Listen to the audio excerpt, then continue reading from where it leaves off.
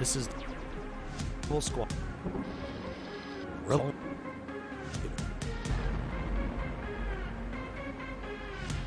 You.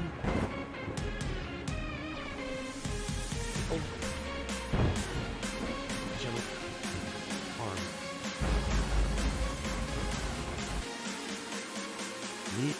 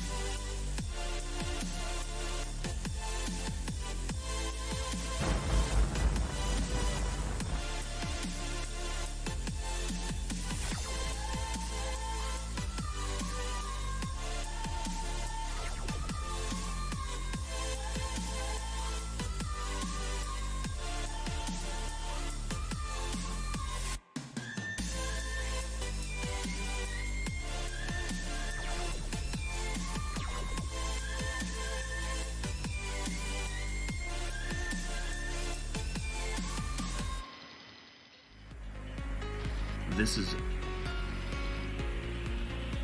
full squad.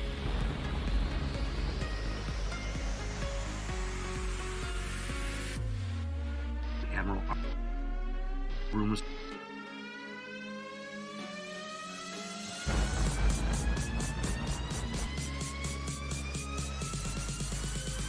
He's out.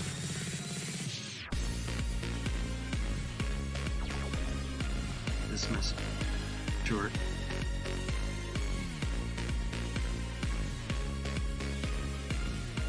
And me.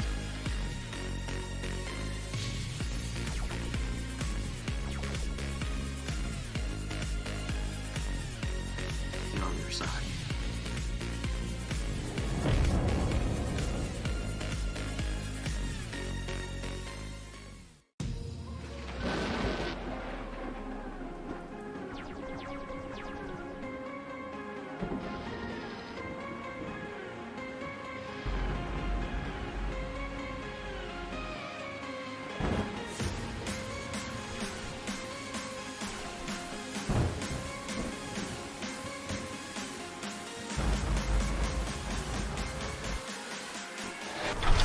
Yeah, go ahead and punch their gearbox, break through that interference, boost that signal, boom chakalaka. Let's go ahead and get this party started. Who doggy? Hey there, hey there, hey there. And welcome back to the House of G, the home of the original geek and the original gamer. Boom chakalaka. Hope you're having a good Monday there. And let's see if we can kick off this week right. That's the primary goal here with the House of G live stream. Yeah, that's besides getting into the whole well, let's say pop culture archaeology regarding, entertainment, video games, comic books, you name it.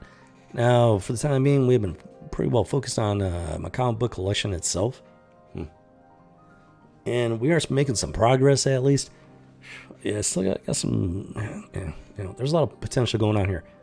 But first and foremost, looking to get through my collection here. Now, what's been going on is that, life has been...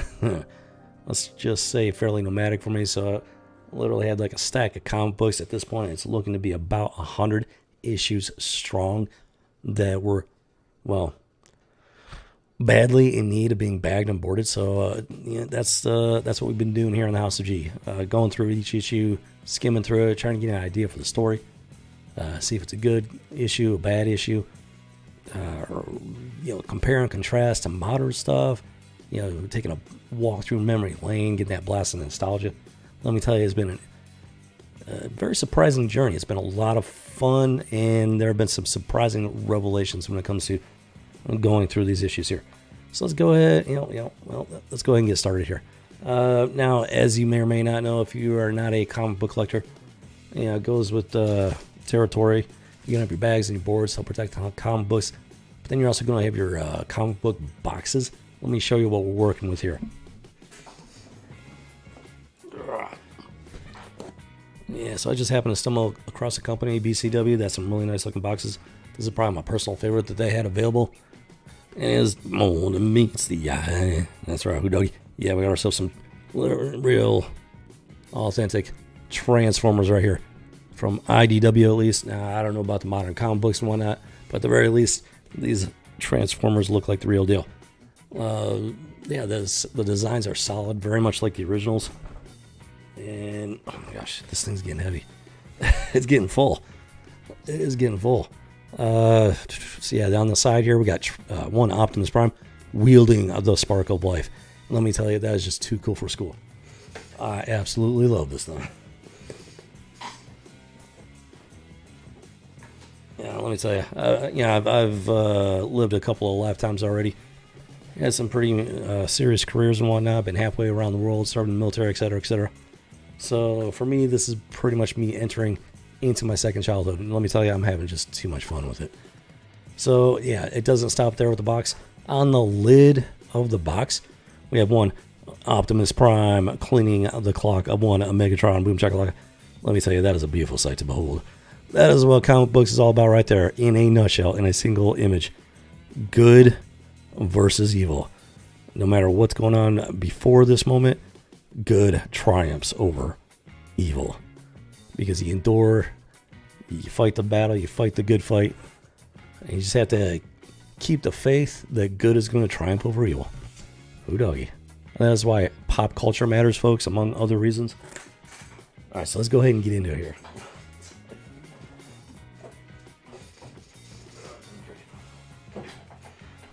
Okay, so yeah, if you're new to the channel, like I said, we've been going through my collection. Last couple of streams, I've been doing a lot of Batman, and it's been a very interesting conversation, to say the least. So yeah, as you may or may not know, back in the day, Batman had his back broken by Bane. That was a lot of B's for one sentence, and well, it resulted in the Night Quest story arc, which went on for many issues across several Batman titles. Let me tell you, the going back through these has been very surprising. Very surprising, especially with 20 years of hindsight. Now, this first issue we're going to be looking at is Detective Comics issue number 670 from January of 1994. I got no idea if you can read that or not. See if the camera wants to zoom in, maybe. Boom chakalaka. January 1994. There you have it. Night Quest: The Search, Detective Comics, Batman. Featuring Batman. Well, let's see here. So, yeah, this is a very strange cover. So we got the new Batman, and looks like he's in some sort of morgue or something. He's got that chest thingy, and there's some sort of light coming out of it.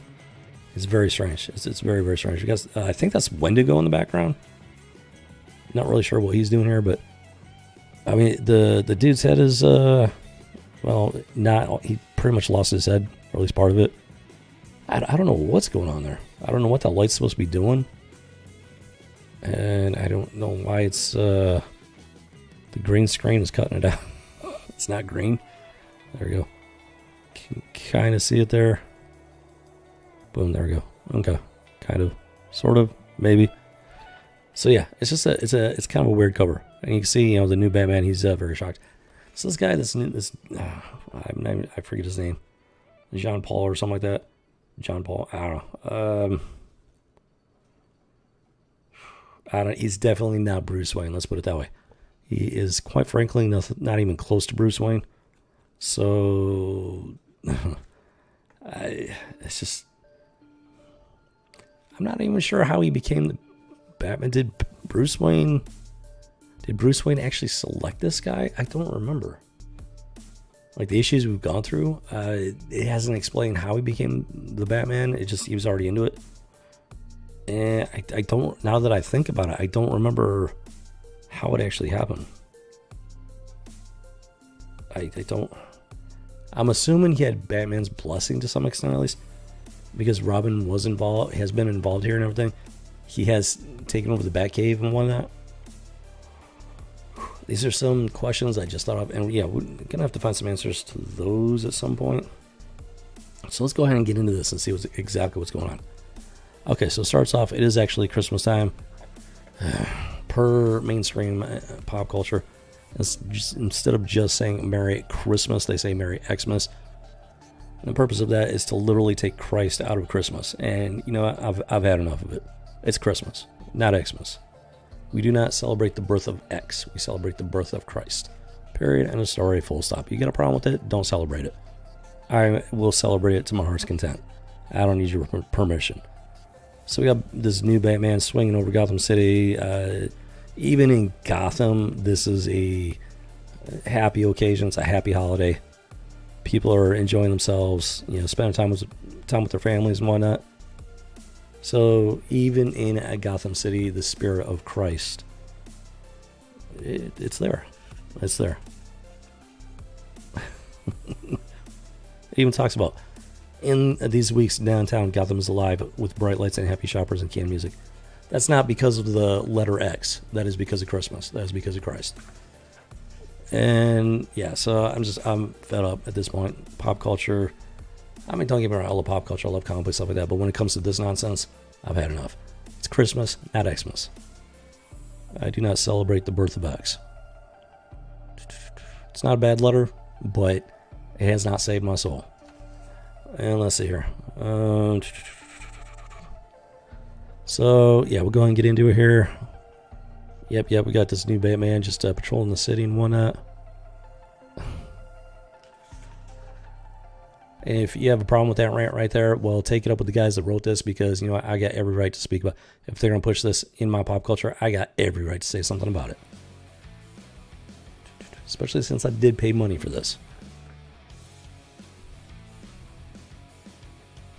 Okay, so yeah, Christmas season, even then, well, we got bad guys doing bad things. And apparently, well, the police, somebody has discovered a body literally on ice in the, I guess that's Gotham River. It's literally on ice. So yeah, it's starting off the Christmas season, but then it goes right into the whole Gotham, the Gotham thing. Hey there, Maritime Breed is right. I had a feeling it was you, Remy. How you doing there?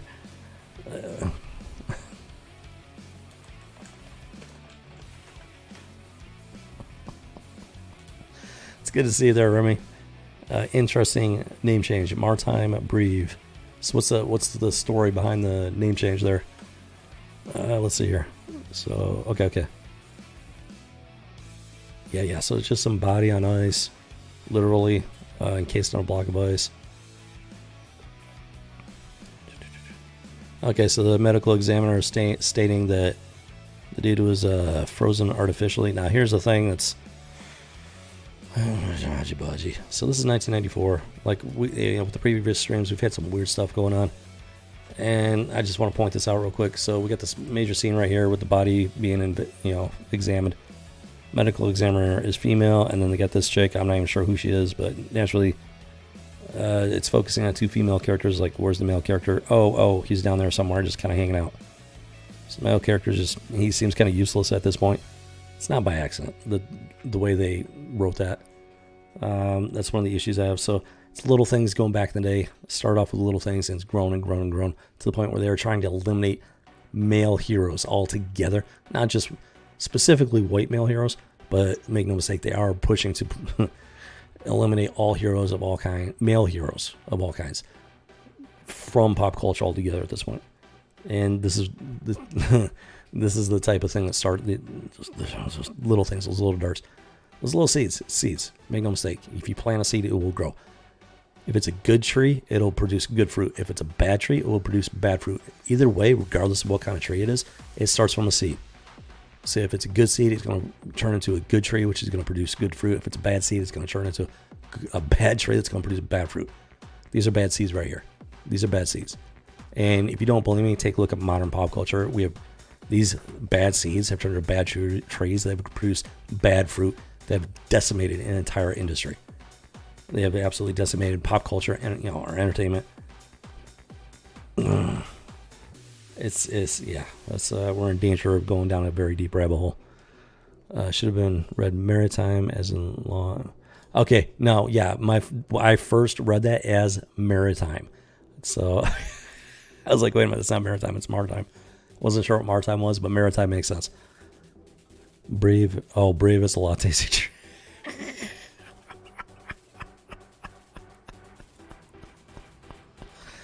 So it's maritime, brave, as in, so it's like a ocean going cup of coffee or something like that. It's like sailor's coffee. Oh, sailor's coffee. So that means there's probably a little something extra in there. Okay, I get what you're saying there, Remy. I get what you're saying. It's like nudge, nudge, wink, wink. No, it's all good. I gotcha.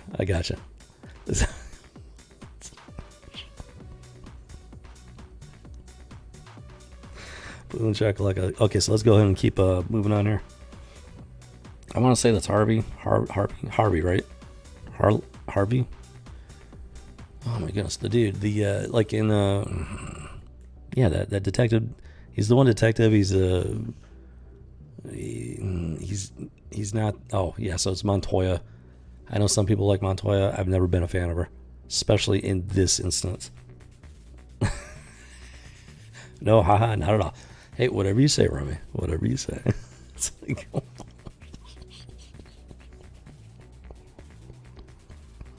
I'm teasing you. It's all good.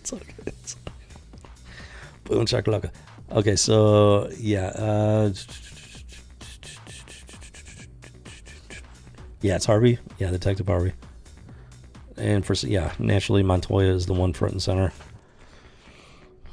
And I'm just the way she's dressed. Like, what is this? I mean, look at the way she's dressed. Like, women don't dress like that. Normal women do not dress like that. Like, that's a man's overcoat. I mean, look at her shoulders. Her shoulders are insanely wide. I mean, look, you know what she looks like? She looks like a Goomba from the Super Mario Brothers movie. I think it was like late 1980s. She looks like a freaking Goomba. That's how badly she's drawn. On top of everything. Like, what is that supposed to be? What is this nonsense? What? I don't get it, man. I do not get it. Not only is, the characters are, for me at least, the character's annoying to begin with. But then they do that to her. And just make her look so completely ridiculous. It's like, what were they trying to do? I got no idea. Just silly name stuff for the webs. Oh, no, I know, Remy. I'm just messing with you. Gotta have fun with it. It's like,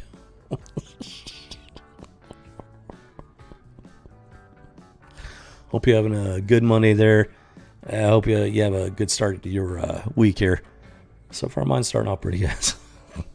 Let's do this. No, I appreciate the good. No, that was funny. That was funny, Remy. I appreciate it. Boom shakalaka. Oh yeah, so Harvey makes a joke about her bad taste in men or something like that. And oh yeah, he's making a joke. Okay, so this guy's so he's telling her that they gotta wait for the body to thaw out, and he's like, "Those guy's a hot date compared to some of the clowns you've been dating."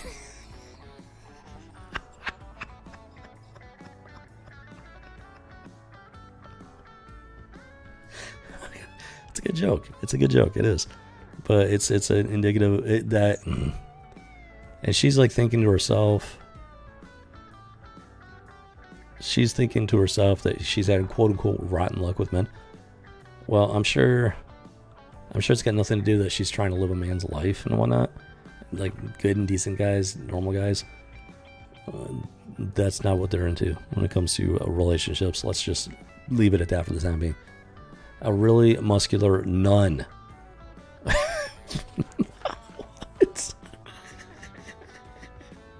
What?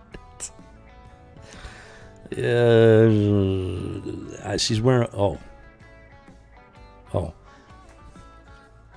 Well, no, I see what you're saying. No, okay. So the medical examiner, that does kind of look like almost like a nun outfit, but now that you mention it, her look at her trench coat. It's purple. It's purple. That is significant. You got to keep something in mind. These people are artists and whatnot. They're in colors, especially when it comes to like people that draw pictures, color pictures, paint. Colors matter. Colors, they have meaning. Purple is the official color of the feminist movement. So the fact that she has a purple trench coat is not an accident. I'm telling you right now, that is on purpose.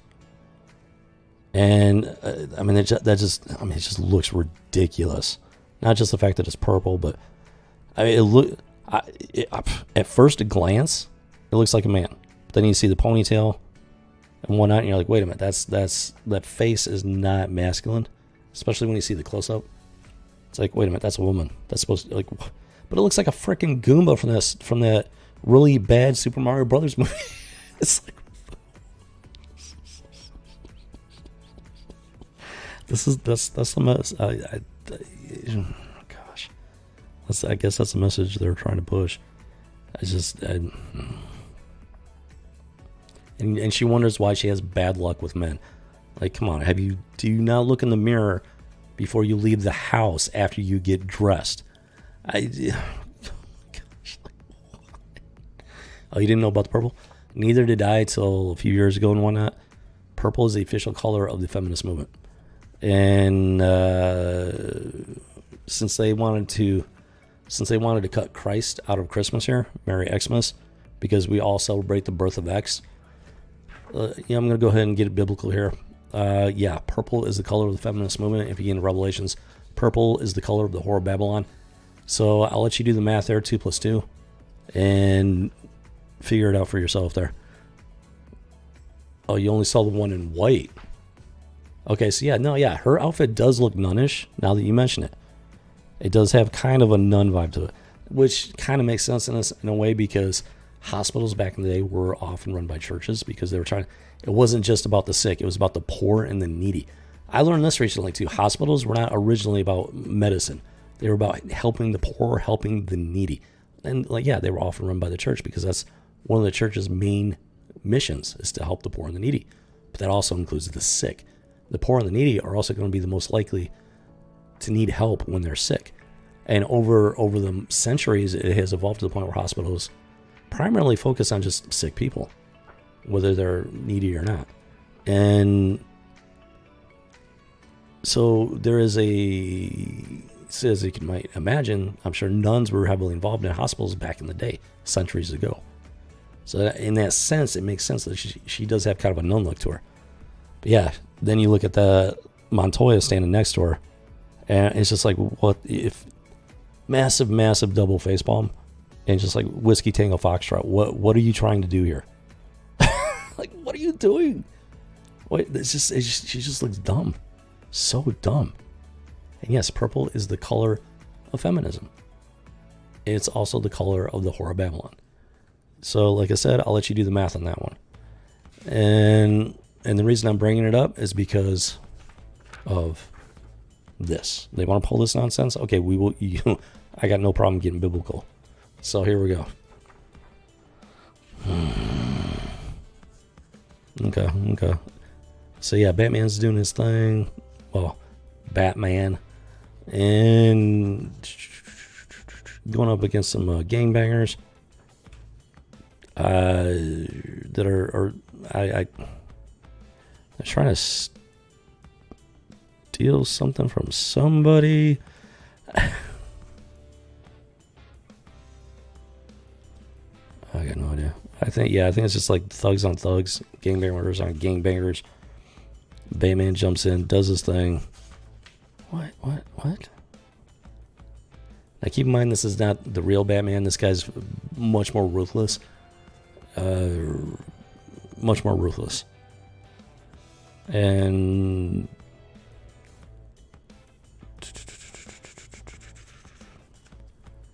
in this case, it's not anything over the top. But then we get, what are they doing with this?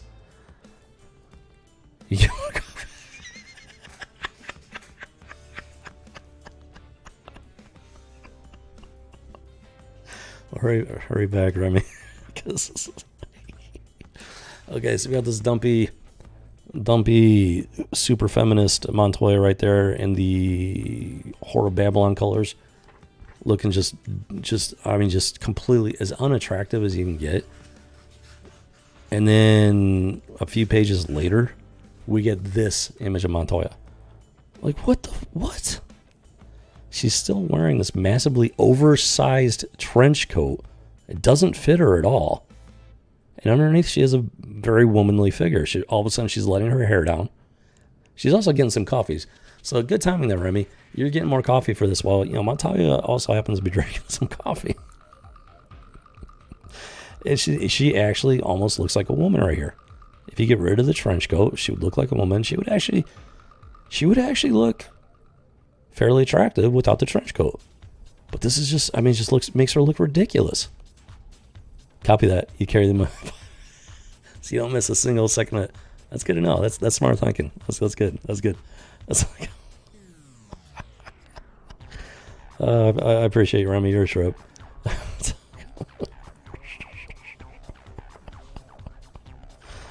So then, yeah, these people are just all over the place. They draw her just looking dumpy and unattractive, and then a few pages later, boom, they hit you with this. And it's like, what is this supposed to be? I mean, at best, it's just confusing. And this is why I can't take this stuff seriously, because it's just so dumb. It's just so freaking dumb. Whoa, wait a minute. Hold on here. Oh, it gets even better. Okay, so the body thaws out, right? And the guy, whoever is in the ice, gets up and literally walks away. So Montoya's all she's running, trying to, she goes for the doctor, medical exam or whatever. And then guess what she does? She takes her hat off.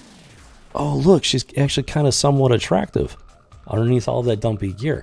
It's like, what are you trying to pull? Like, what? I'll tell you what they're trying to pull. This is my theory, at least.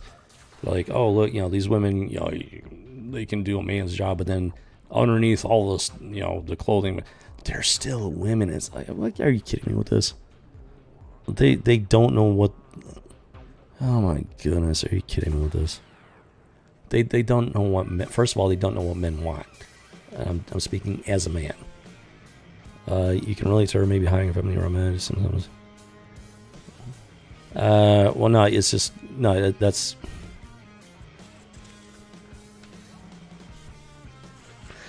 it's more than that. It's more than that, Remy. In this case, at least, it's more than that. Like I said, these are the seeds of a bad trait that have grown.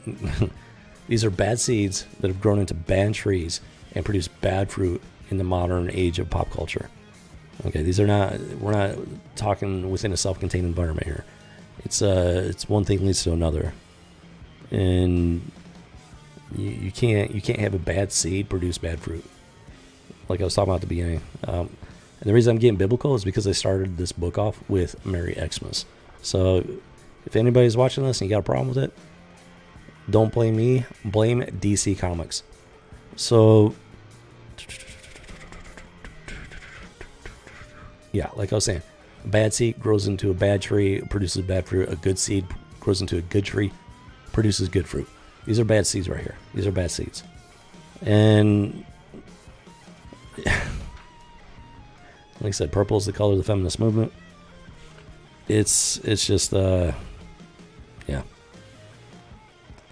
It's not a the point I'm trying to make with this. Yeah, okay, so underneath the frumpy thing, yeah, she looks halfway attractive, but guess what? This isn't what I want. Like the when she's looking all like frumpy and dumpy, I don't want. As a man, I'm speaking as a man. Me personally, like everybody's got their thing. Whatever I'm not telling other guys how to live their lives. I'm speaking me personally, and this is not a good message. It's not a good message. If you don't believe me, what I'm talking about, look at modern day pop culture. The female characters nowadays, they're even worse. Like the quote-unquote daughter of Starfire, like Jimmy Cricket. If you need an example of what I'm talking about, look up the daughter of Starfire. The short, fat, dumpy goth chick. That's the bad fruit that I'm talking about. And these are the bad seeds that it grew from. So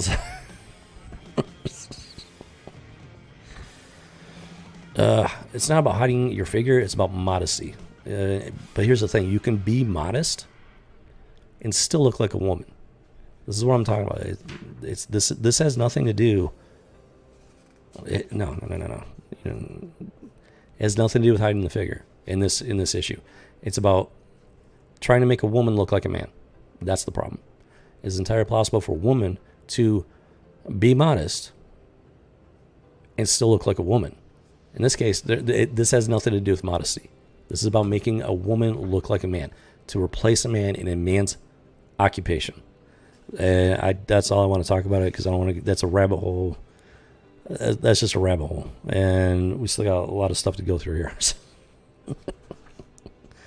And which all falls back to the fact that she's wearing purple, which is the color of the feminist movement, which is one of the core precepts of the woke agenda. And that's where we're gonna. This all leads to the woke agenda. That is the end goal. That is the end game here. This is the seed. This is the seed of the woke agenda. And what we're seeing in the modern day is the fruit of that seed. And this is where it all starts. This is the point that I'm trying to make. So, okay.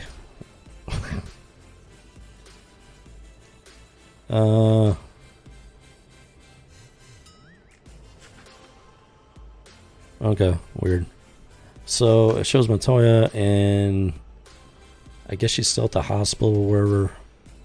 And she runs into this new Batman, and apparently she's familiar enough with him. She's like, "Oh, it's you," or something like that.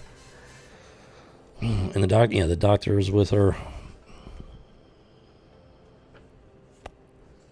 Yeah, they're trying to find this guy that came out of the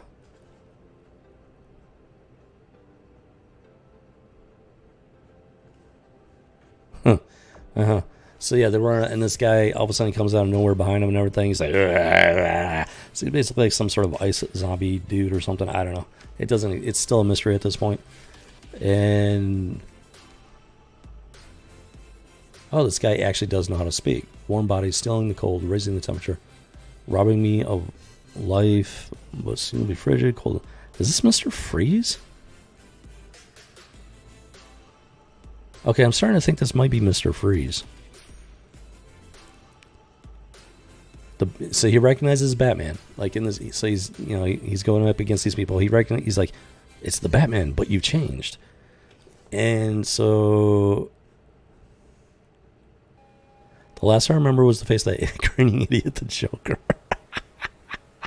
It's Mr. Freeze. This is Mr. Freeze. So apparently something happened with Mr. Freeze, and involved the Joker and everything. I got no idea at this point, that issue. Either I missed it or it was so long ago. I just don't remember. Okay, so this new Batman, he does this thing. He beats Mr. Freeze. He beats him down, and even though Mr. Freeze is unconscious and helpless, he's ready to keep pounding on him. That's when Montoya steps in, puts a gun to his head, and she's like, "That's enough. You defeated him." That's what I'm talking about. So this is what I'm talking about. The bad seed. This new Batman, he's wild, he's out of control, he's emotional. But then Montoya here, she's cool, she's calm, she's collected. And let me tell you this, I've never met a woman like this in my life, not in reality. And they've completely flipped everything on the head. The men are emotional and out of control. The women are calm, cool, and collected. It's been going on for many decades at this point. And that is the bad seed that I'm referring to, and that has resulted in the bad fruit that is modern pop culture. Yeah, this thing right here, I don't know what happened. This triggered me. This set me off here. I'm using that word very sarcastically. This is because that's a dumb word. It's a dumb word. So this, I mean, it straight up pissed me off. Like I'm so tired of seeing this. Merry Xmas. It's like, okay, enough's enough. Let's take the kid gloves off. And let's see here. Word thumbs up. Boom chakalaka. Yeah, Remy, I'm on a little bit of a warpath today. There's so much just wrong with this. Straight up wrong with it. I mean, she's cool, calm, collected, logical. The new Batman is just emotional, wild, out of control, brutal, to the point of being criminal. And Jiminy Cricket. Okay, so this is not Wendigo. I don't know why they drew him like that. He looks almost like Wendigo, but that's actually Mr. Freeze. I have no idea. I got no, like they got the light coming out of Batman's chest, doing whatever. I don't know what's going on with that. There's nothing in this issue that shows him doing that. So I know comic book covers are not always 100% indicative of what's inside. It's supposed to get your attention, give you at least a vague idea what's going on inside without giving away the ship there. But by and large, I mean, there's the story itself is okay. You got Mr. Freeze coming back from the dead apparently or whatever. But what really got my attention here was Montoya. That's what really got my attention here. After this Merry Xmas thing. So it's just basically a chain of events right there. So first they take Christ out of Christmas, and then they push the Whore of Babylon in your face, who, according to this comic book, is much more stable, rational, and logical than the Batman, that's a big no-go for me. I'm sorry. That's a negative. Jiminy Cricket, man. So that is a bad seed. This issue represents a bad seed. And just look at modern pop culture if you want to witness the bad fruit of this bad seed. I've actually done some videos regarding some of these comic books, like, say, Spider-Woman. If anybody is watching this and is interested, I did a video regarding the Spider-Woman comic books. It's a pretty good example of it. Bad fruit. Very bad fruit. And even as far back as 1994, they were planting these seeds. Okay, so comic book's not in bad shape. There is a bit of some creasing here on the corner, so it's not near mint, unfortunately. But by and large, it's in pretty good condition considering what it's been through. So let's go ahead and get this thing bagged and boarded and ready for storage for future generations. Yeah, this is just now. I got a lot of stuff going on. Like the 1-year anniversary of my main channel, Rebel Squadron, is coming up in 2 weeks. So that's what I've been doing for the last month, is just preparing for it. I've been going 110% with that, and I've had zero time to do anything new for House of G. I've got plans for House of G. There's stuff I want to do and everything. I have to get through this 1-year anniversary first, and then I can hopefully start freeing up some time for this channel. And okay, so get the binding corner in, boom, the rest of it smooths in, slides in smooth as butter, boom chakalaka, and there you go.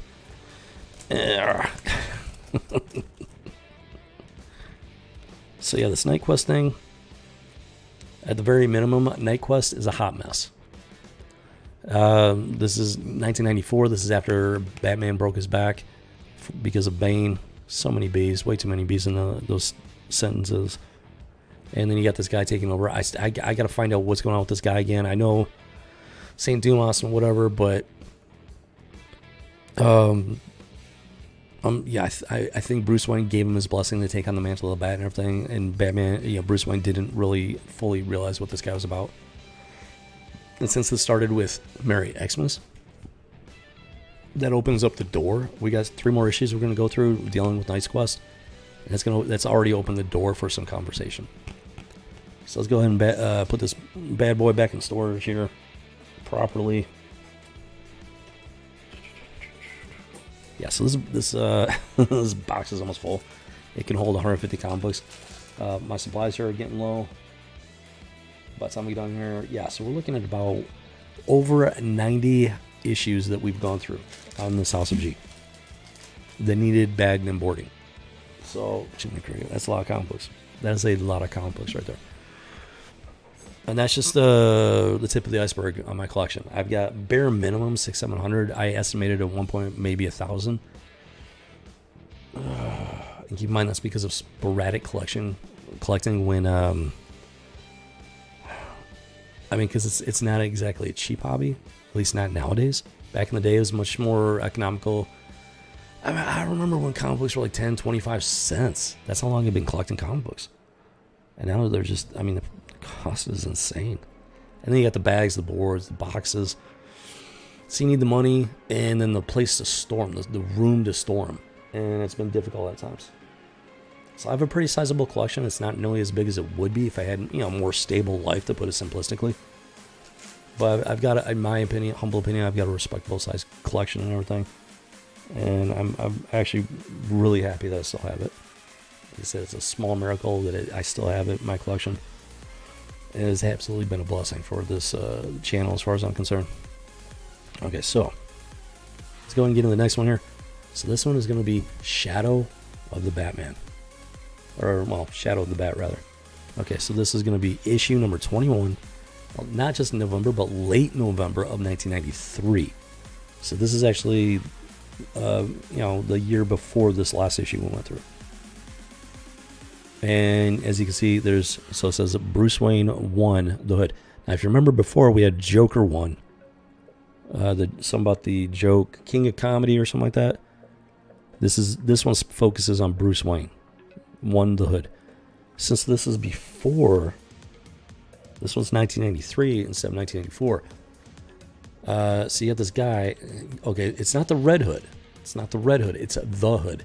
So that looks like it might be Azrael or something. I don't know. We'll find out here in a second. And yeah, maybe we'll get an explanation as to why he picked this dude to replace him.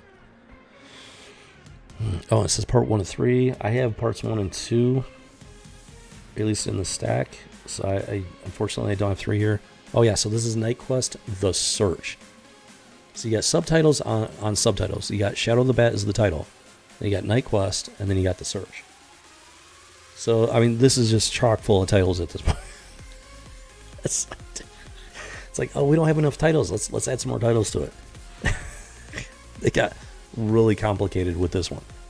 And then there's the other subtitle, Bruce Wayne 1, The Hood. So you got subtitles. Gosh. I like complexity and stuff, but there is such thing as too much complexity. If it gets, that's all. I'm just pointing it out. The shadow of the bat falls upon Bruce Wayne. Okay, so let's see here. I've vowed to find the woman I love. Okay, so apparently this Hood guy is actually from London, England, based on a quick reading of the dialogue here, his inner monologue. So the Hood is actually a British character, a British hero or something like that. For some reason, he has come to America, specifically Gotham, I think.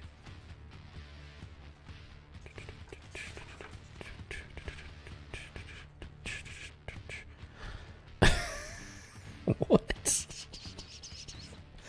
Okay, so he beats up some thugs, petty criminals, and he shines a cross into the sky, which I guess is his symbol.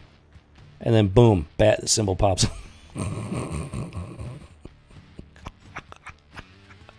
Only in the comic books. It's a little cheesy, a little campy, but it's also on the cool side actually. So then let's see here. So yeah, the Hood and Batman, yeah, they meet up here.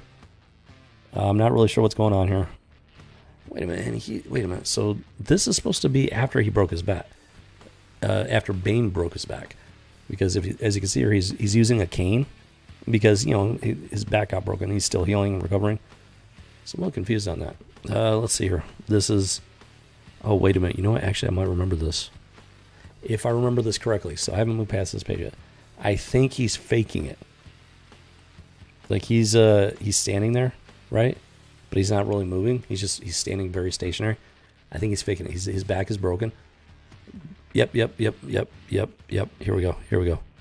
Now, because yep, I remember this scene at least.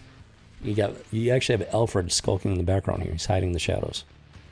And after the hood takes off, because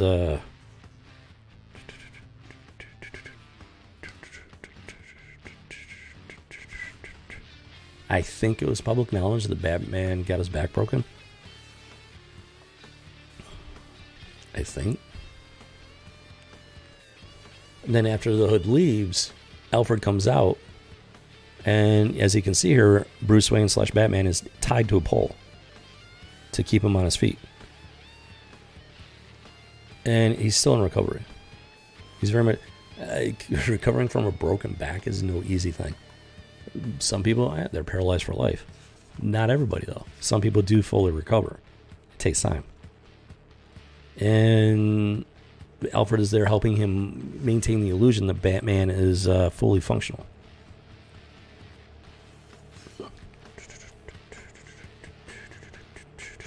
Let's see here. Oh, what's going on here? What is... Wait a minute. Huh? What is going on here? Oh.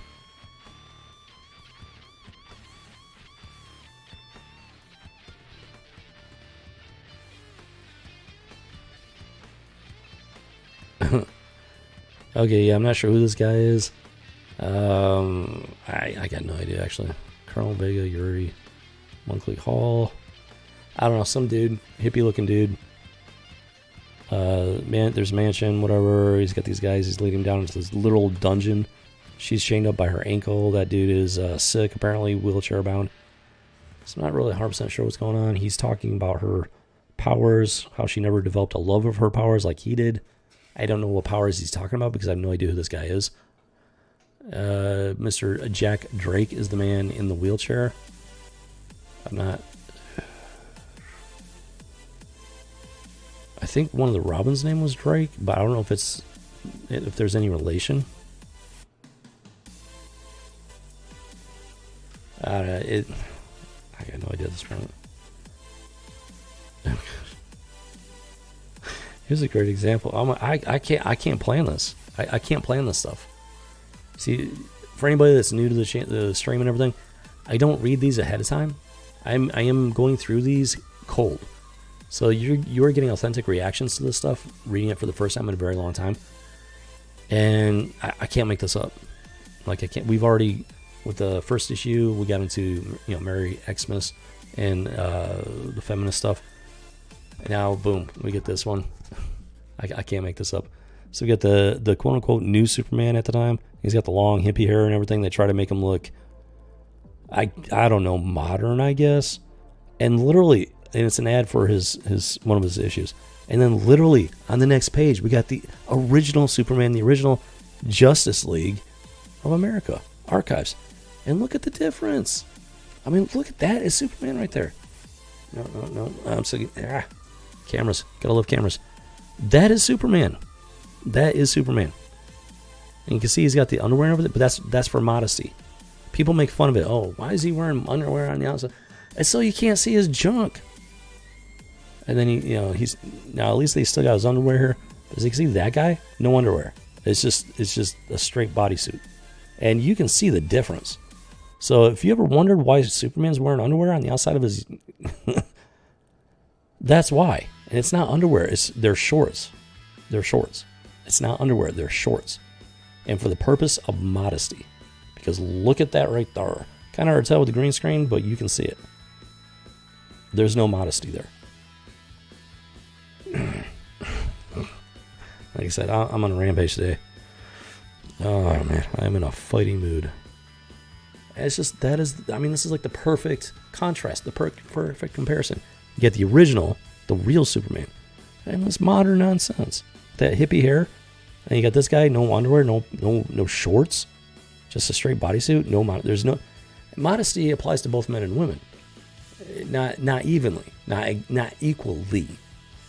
There's from the waist down, both of them need to be modest, and then we're not going to get into the waist up there, but yeah, there's certain levels of modesty for both men and women, and they're trying to remove the modesty for both.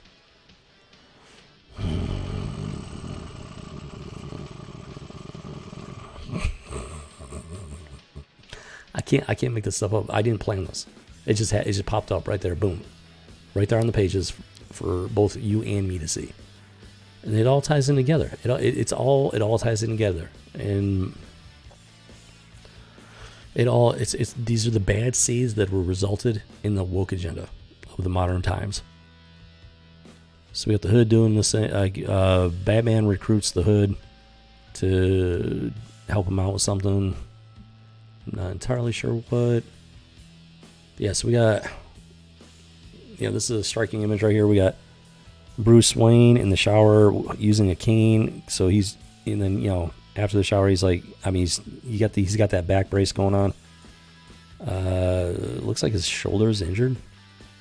So yeah, he's in the recovery stage, but he's clearly in a lot of pain, in an immense amount of pain. But he's determined to come back from it, and he does. Eventually, he does. That's what makes him Batman. That's actually good imagery right there. It shows the struggle and everything. And he's not. His back was broken, and he's not letting it stop him. That's the type of imagery they don't want you to see. Not nowadays.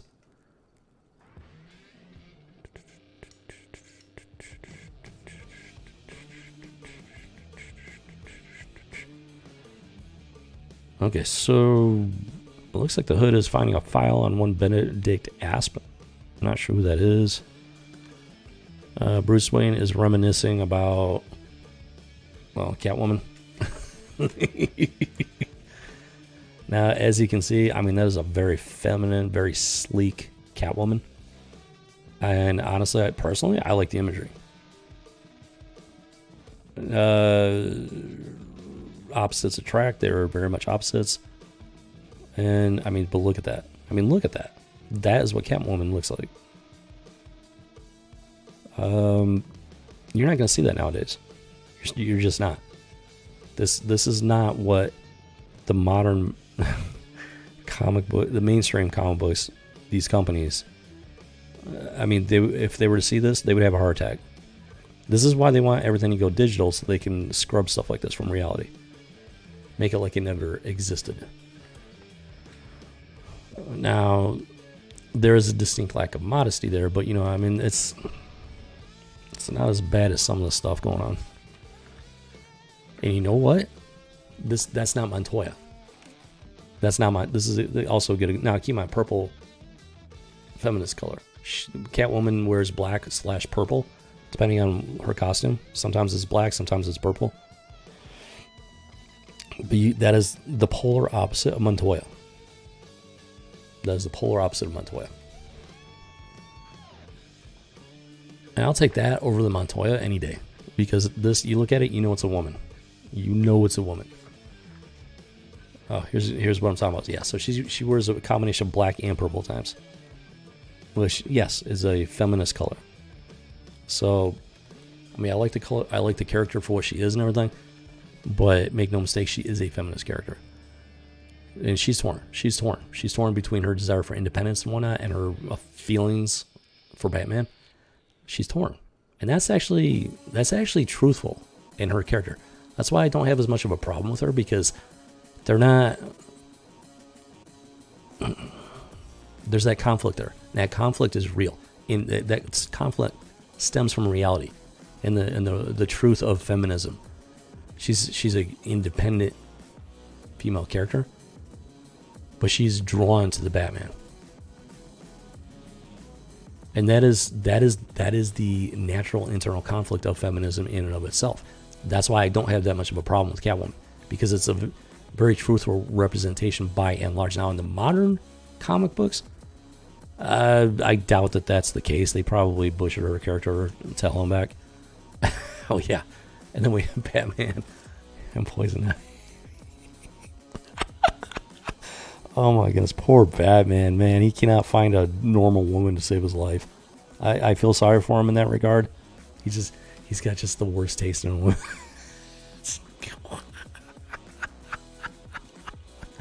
Now, you know, being the Batman living a double life, it is understandable to an extent, because it's difficult to have a normal relationship with a normal woman, because they're not going to understand. Plus, he doesn't want to put them in danger. These women are putting themselves in danger, so it does actually kind of alleviate some of that responsibility, some of that pressure.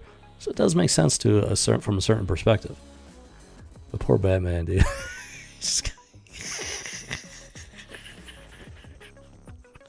I do feel sorry for him in that regard.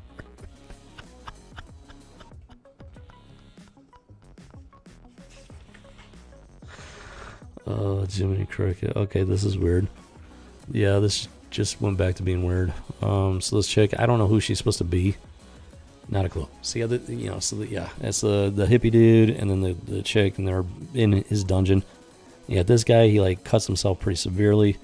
She reaches out, she's about to do her thing, and then she magically heals him. So I have absolutely no idea what's going on here. She's got some sort of ability to heal living creatures or whatever. I don't know who these characters are at all.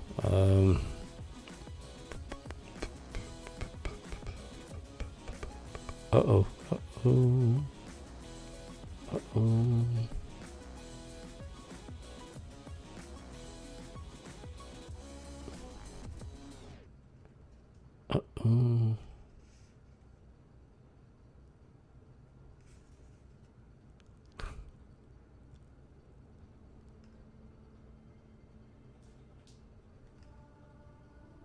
Okay, so yeah, the Hood comes in, boom, he's doing his thing, and he's got a sneaking suspicion. He's like the British version of Batman. He's a detective and whatnot, a vigilante.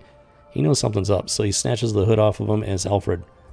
Bruce Wayne was in too much pain to even fake, to put on the performance from before. Alfred takes his place. The Hood discovers that he's not.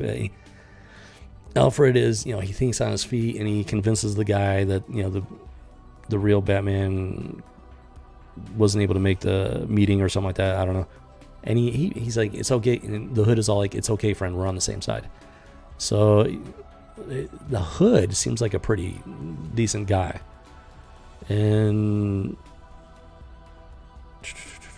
at least, based on these few pages. Let's see here.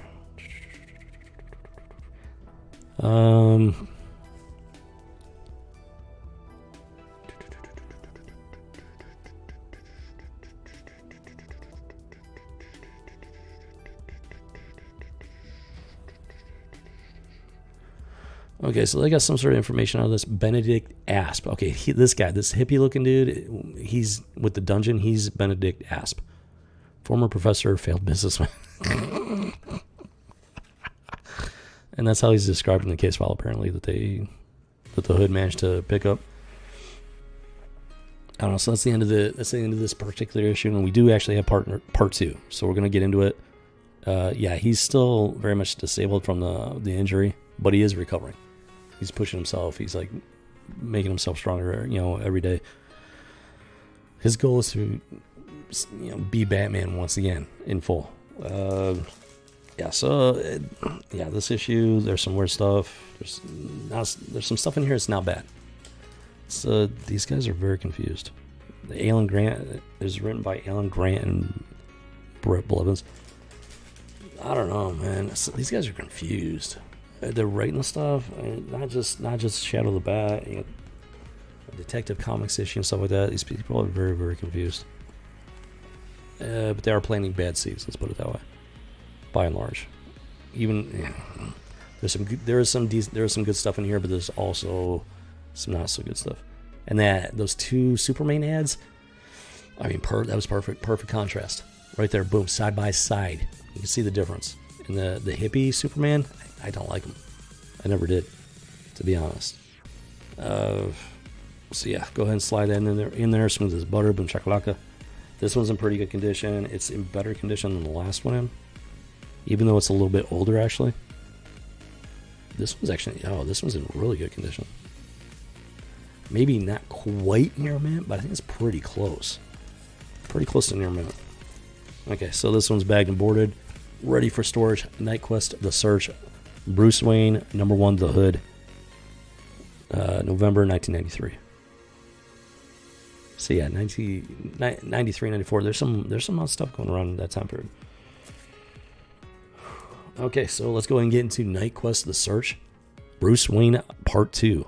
Now it's Part 2 of 3. I don't have 3 in the stack at least. A Day in the Death of an English Village. The first one was The Hood. Bruce Wayne Part 1, The Hood. Bruce Wayne Part 2, A Day in the Death of an English Village. December of 1993. December of 1993. So, let's go ahead and take a look at it and see what's going on here. Yeah, I don't know what to think because this stuff is surprising me at every turn. I never know what to. Every time I think I got an idea, oh, Blevins is the penciler. Alan Grant's the writer. Blevins is the penciler. Gotcha. Copy that. Yeah, it's just I just the stuff is just constantly surprising me, either for the better or for the worse. Like I don't going into this. It's just like I've gotten to the point where it's like I've given up all expectations. Could be cool. We'll see. Some of these issues have been surprisingly good. Some of them have been surprisingly bad. Some of them have been just absolute batshit crazy. So we'll see. We will see here. Based on the previous one, it might be a decent one. We'll see. We'll see. Hopefully, hope springs eternal. Let's see here. I think that's Bruce Wayne. I think that's Bruce Wayne. And wait a minute. What? I think this is Bruce Wayne and Alfred. I don't know. They're apparently in England. They're talking about English government and whatnot, and they're traveling to some countryside village, which matches the cover of the issue and everything. Lord of the he owned, rents, and taxes Lord of the Manor, duties people. I don't know if they're talking about ancient history or recent history. Oh, they're talking about the feudal system. Ancient history. Okay.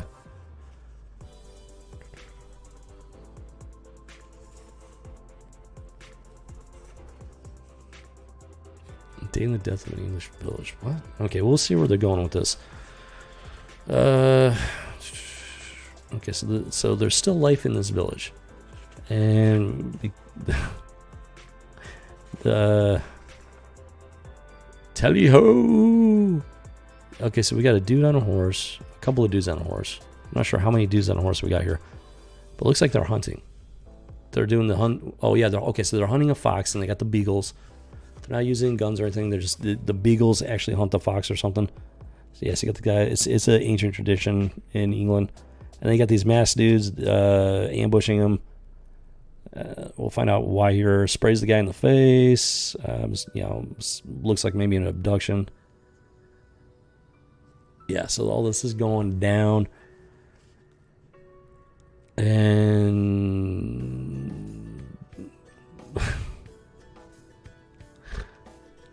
I want to say this is Bruce Wayne.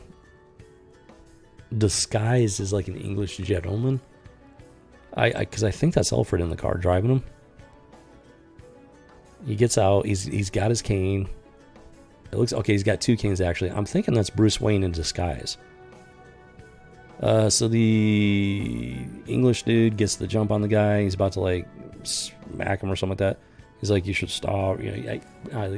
Bruce jumps in and stops him from. And he's like, if memory serves, that is not how a gentleman fights.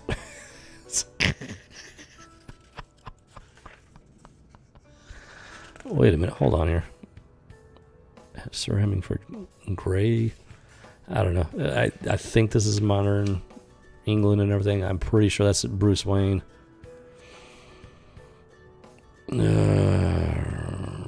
Okay, so apparently these guys are from PETA. Not literally, but essentially they're from PETA. Yeah, they're just trying to disrupt the hunt because these guys are hunting a fox and everything. Yeah, they're freaking tree huggers. They're not terrorists. Well, they're terrorists, but they're not like the terrorists you expect. They're trying to disrupt the hunt because they're freaking hippie tree huggers. Like, give me a break with this.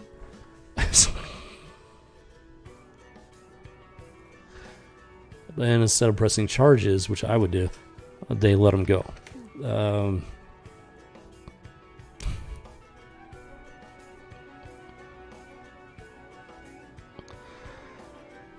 Jiminy Cricket. Okay, so we're back to the dungeon.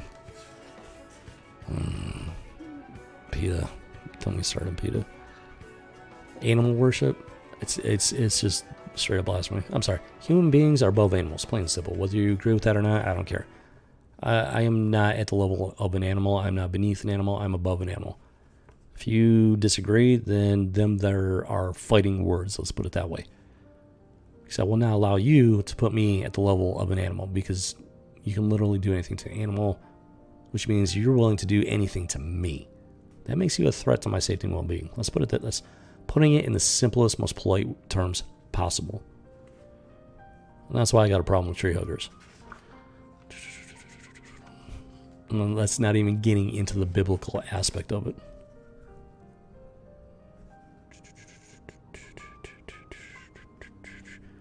Okay, so okay, so that's what's going on.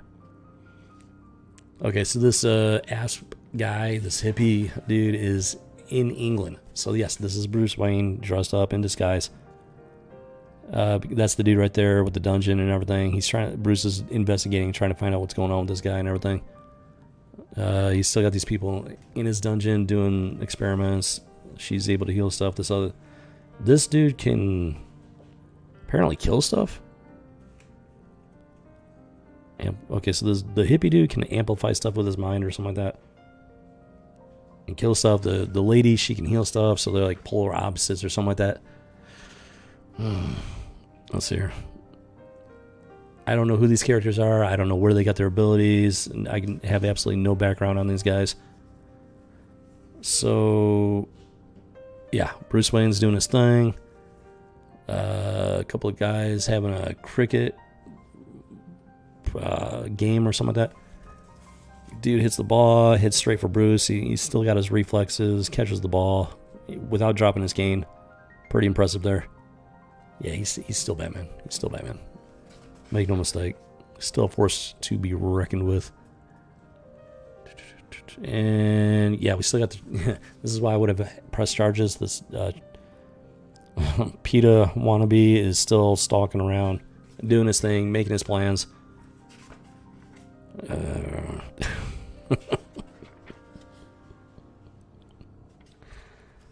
we're back in the dungeon.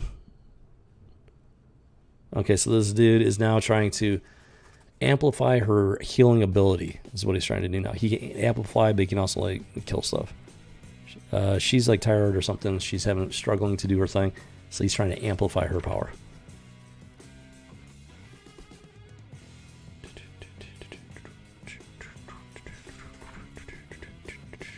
Wait a minute.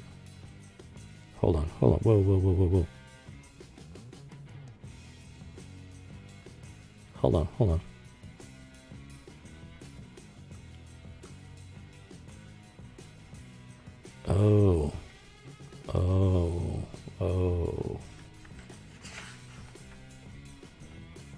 Oh, hold on.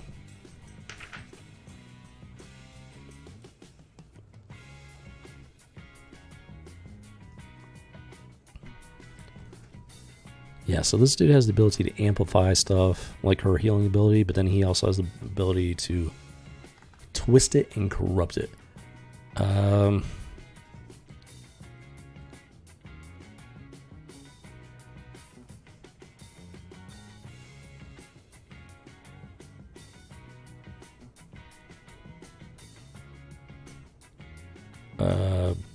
wow. Okay, this just got dark. Like really, it was already dark, but this got really dark really fast. So down in the dungeon, he is he's convinced her to try to heal this guy again. He's doing his thing to amplify her power, but then he takes it and he hijacks it and he twists it and he literally just slaughters the entire village by amplifying her ability, her healing ability, and then perverting it for death. And that explains the cover and everything. So that's how he wipes out this entire little village. And I don't think she has any idea. Now, apparently everybody within this guy's manor is safe. He doesn't touch anybody within the manor because Bruce is still standing and everything. I don't know how many people are at the manor right now, but yeah, so he does this in the village. He doesn't affect the manor, just the village.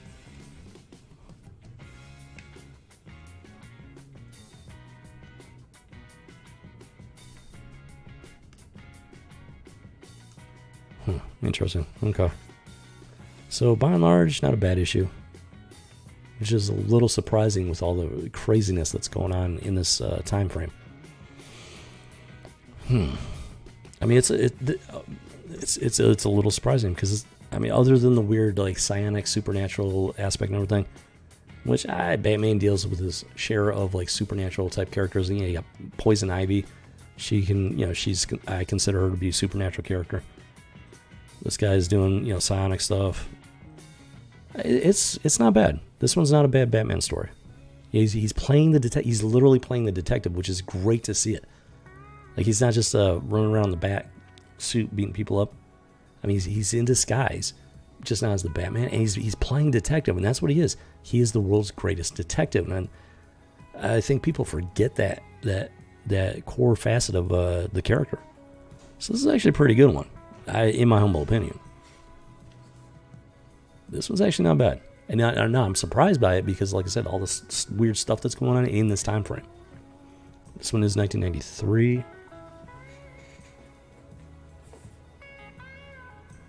and yeah, the Detective Comics one was 1994 and focuses on the new Batman. This is like December '93, focuses on Bruce Wayne, even though it is Shadow of the Bat. That's what makes it even more confusing. It's Shadow of the Bat. There's been some weird stuff that we've seen in Shadow of the Bat, but this is actually a good one. This actually sticks to the core of Bruce Wayne, his character, and the character of Batman. These guys were confused. These guys are confused. I think it's like they don't know what kind of story they want to tell, what kind of character they want to build up. I don't even know. Nice. Oh, hey. Nice magnifying glass there. I did not know that was even a thing in the emojis.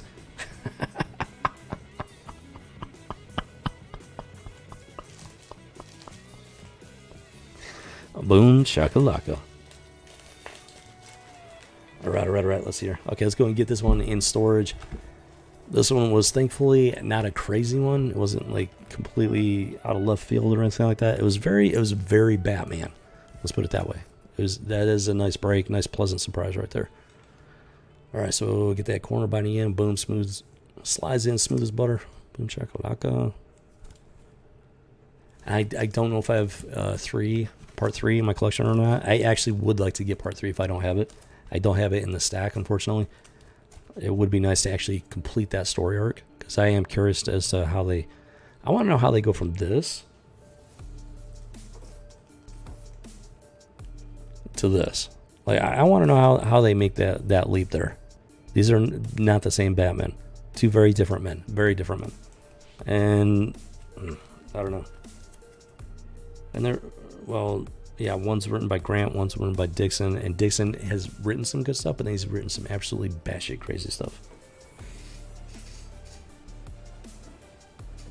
Okay, so let's go ahead and get to the coup de grace here. So we've got Knight's End. This is I don't know if this is the final one, but this is part 2 of Knight's End. This is I think this is coming to the conclusion of this whole Broken Batman, Azrael Batman saga and everything. We got Manimal as a subtitle here. Proving Ground. And then this is from July of 1994. Batman Shadow of the Bat, Knight's End. July of 1994. Like they have been influenced by another culture. Yeah, Remy, it's like these guys. Yeah, that's one way of putting it. Like these guys have their own ideas on what to write, but then like some of the stuff is so polar opposite. They're being influenced in some way, shape, or form. The question is, how are they being influenced, and to what extent are they embracing it versus being forced into a position where they have to write it or lose their jobs. I've been in that position in the field of biology and medicine. I was in that position, and I had my own values, my own standards, which I'm going to be honest, were above that of the field of biology and medicine. Biology and medicine was here, my standards were up here. And I did my absolute best to walk the line as best I could without sacrificing my values. And I was able to do it for a while, but by and large, every single time I was forced in a position where I had to make a choice to either compromise my values and save my career, or take a stand my ground, hold that line, and lose everything. And I chose to hold that line, and I did in fact lose everything. So that's it. When you say that they may have been influenced by another culture, that's entirely possible.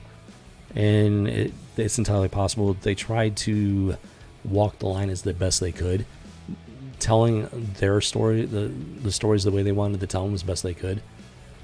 It's entirely possible they were pressured into adding some of the stuff. But, I mean, it's all, at the same time, it's possible that something happened and they did, in fact, make a mental switch to this other line. I don't know. Without, it's all speculation, but it's also entirely feasible at the same time. And it's all part of that bad seed. These are from 1993, 94. It's all part of that bad seed that grows into the bad tree, which produces the bad fruit, which is modern pop culture that is born out of the woke agenda. And people try to separate the two. Oh, the woke stuff is separate from the feminist and alphabet stuff. No, it's the feminist alphabet stuff are the seeds that have resulted in the woke stuff. Editing process, yeah, I got no idea. Yeah, you got the editing. Yeah, so they might have written it different, drawn it in a certain way, and then they could have gotten chopped up and put together different or something. Yeah, it's there are any number. There's several variables going into it. More than one possible plausible scenario. I like to give them the benefit of the doubt that they were trying to put forward and create a good story and everything, and it just got hijacked. I mean, I try to give them the benefit of the doubt. Now with Dixon though, I mean, there's the stories were such a polar opposite there between one year to the next. I find it difficult to believe that his stuff. I think with that, in that case at least, there's something more going on. But I don't know. Without information, without being able to interview people, talk to people, stuff like that, I mean, it's impossible to know for sure. Okay, so this Knight's End Part 2, this is a 48-page special, so this might take a hot minute to get through it. By and large, it's in pretty, like the cover at least is in pretty good condition. It's like tiny little something there in the corner. Oh, down here, we do have a crease down here in the bottom left. It's in pretty good condition. It's not near mint, unfortunately, but it's in pretty good. There is a bit of a water stain, which kind of breaks my heart here. And it goes throughout the entire, it's worse at the back, but it goes throughout pretty much, yeah, I got some sort of water stain type deal going on there. So it's not near mint. It's still in pretty good condition. There's a little bit of something, which is unfortunate. And depends on who was president at the time.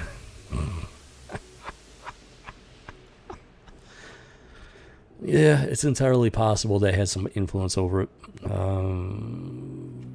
It's feasible. It is feasible.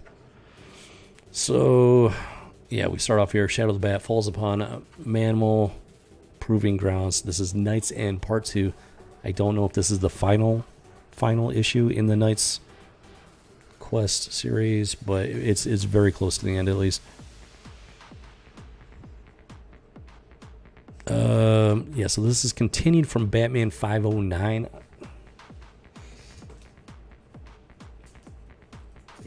These have all been Shadow of the Bat and Detective Comics, so I got no idea if I've got any of the regular Batman issues. But this is continued from Batman 509. So we got some dude, kind of Oriental looking dude, running through the country. Then he passes a sign that says Gotham City 17 miles, so this is outside of Gotham City. I don't know who this guy is. He looks Asian though, Oriental.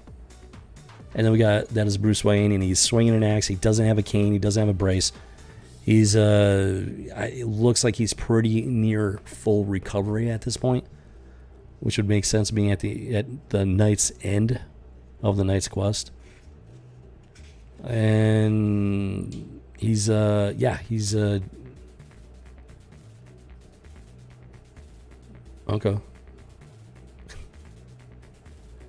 Yeah, so yeah, he's pretty well recovered at this point. So he's chopping wood. He hears a sound. He springs into action. He's doing the Batman thing. It's only a deer. So he's like, okay. He relaxes. And then he uses the axe. He does the zipline thing. He's pretty much back in shape there. He's pretty much recovered at this point. So yeah, we're getting down there here.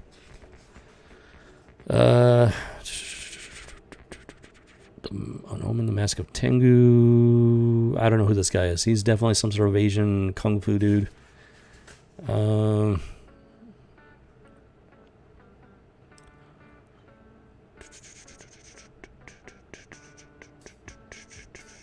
Yeah, his name is, okay, so this is Batman. The new Batman, his name is John Paul Valley. Yeah, I knew it was something like that. Sounds French. And he has a vision of Saint Dumas.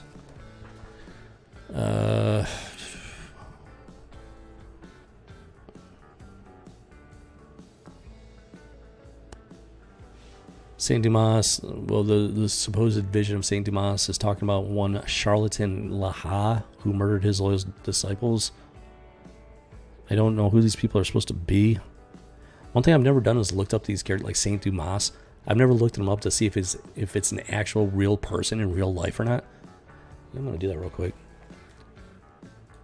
Wilderness Wayne, yeah. Or like when Rocky's like training for, what was it, Rocky Ford? He goes out into the mountains and he's like, yeah, it's that type of deal, which is actually a really nice way to, in my humble opinion, strengthen yourself, recover, refresh, all that stuff, renew yourself. Saint Dumas. I want to see if this guy's a real person. I don't think I never thought of it. I never thought for a moment that it was a real person, but who knows? Like,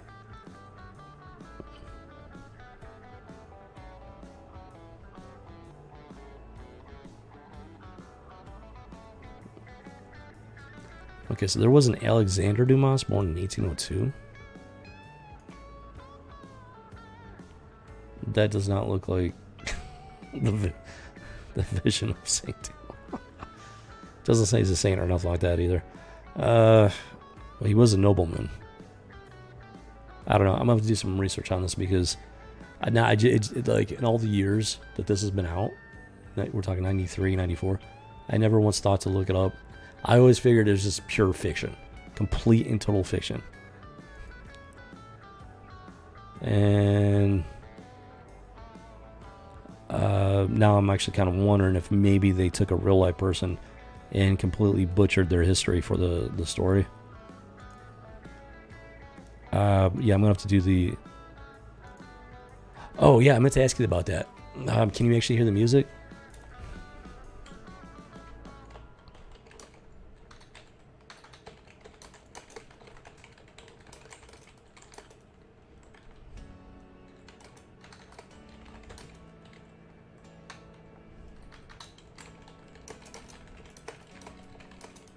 Hold on a second. Sorry.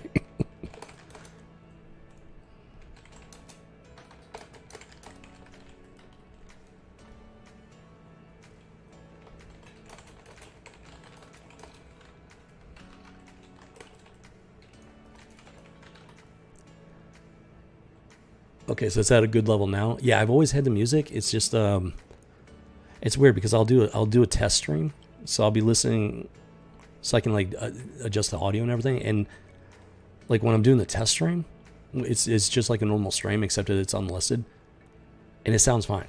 But then like this morning, I went back and I checked one of my streams, the last stream we had, House of G. I couldn't hear the music unless I turned it way, way, way, way too loud. Yeah, that's me typing. That's me typing.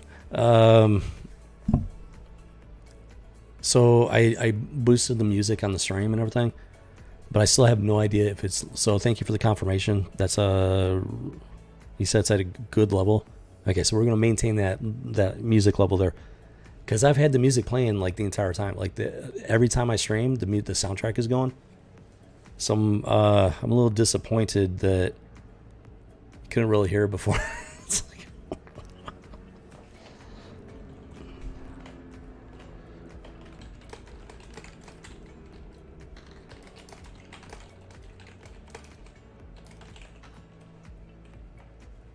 sometimes it sounds good. Well, it's no, I like different kinds of music and stuff, and I like well, in a sense, we are at war in terms of pop culture and well, some other things and whatnot. But yeah, there's a war going on for pop culture, for the soul of the nation, and everything. So it's like, you know, I like to get the music thumping and everything, get the blood pumping, boom, boom. Yeah, let's do it. Keep in mind, this channel was born out of Rebel Squadron, so yeah, I like to stick to my roots there, if you know what I'm saying. It's like.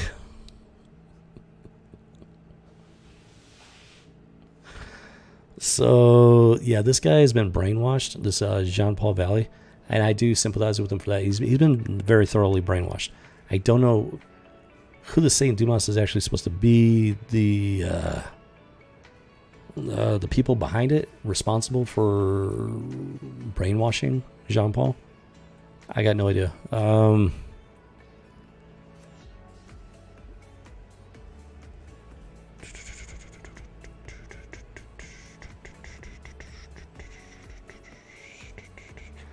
Jean-Paul, it sounds like Jean-Paul is breaking free of his programming based on this conversation he's having with this Vision of Saint Dumas.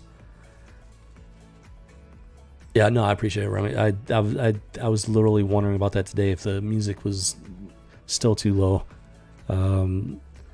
It's always supposed to have been. Well, the soundtrack has always been there, but apparently the volume was not high enough.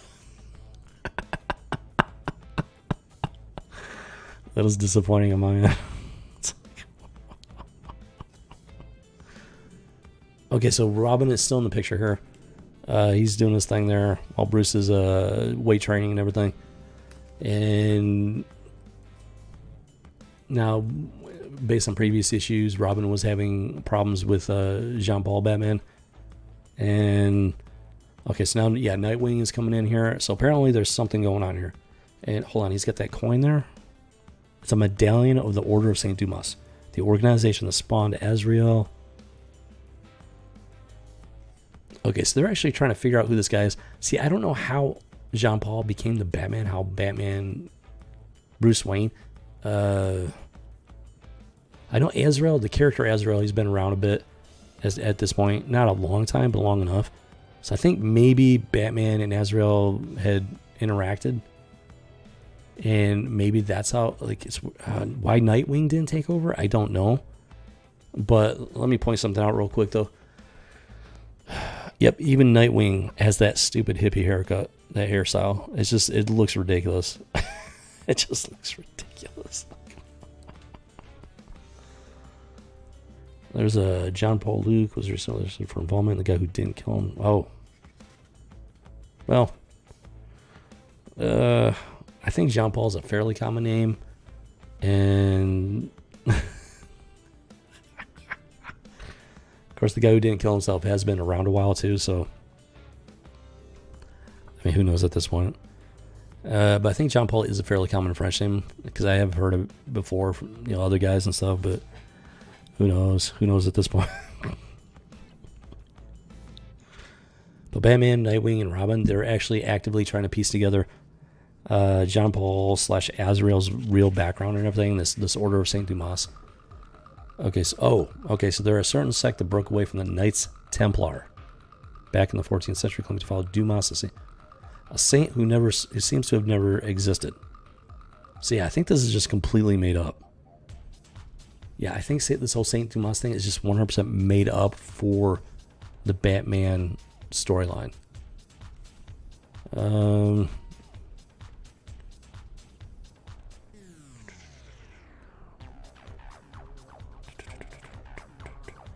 Yeah, Azrael is their enforcer, their muscle.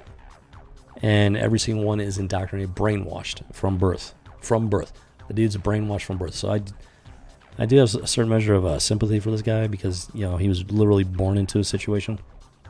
I do have some understanding of what that can be like. It's a very difficult thing to have a life, to know one way of life, literally from birth, and to realize that there's something wrong with it and to break away from it. I know exactly what that is like. And so, yeah, I do have a certain measure of sympathy for the character.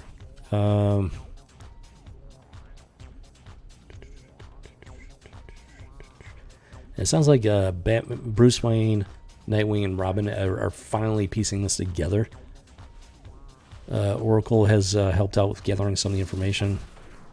And John Paul has basically, he's hijacked the Batman persona, the car, all that stuff. He's hijacked all of it, it sounds like.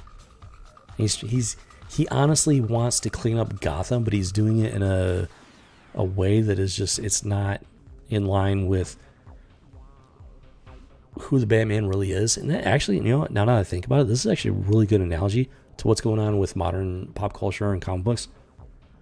This is what I'm talking about. When these modern companies have zero respect for the characters, the origins of these characters, they have zero respect for the people that created these characters. Wow, this is a little surprising. Okay. I didn't really see this coming, this little insight. It just finally clicked, though. It finally just clicked. This is a great example of it.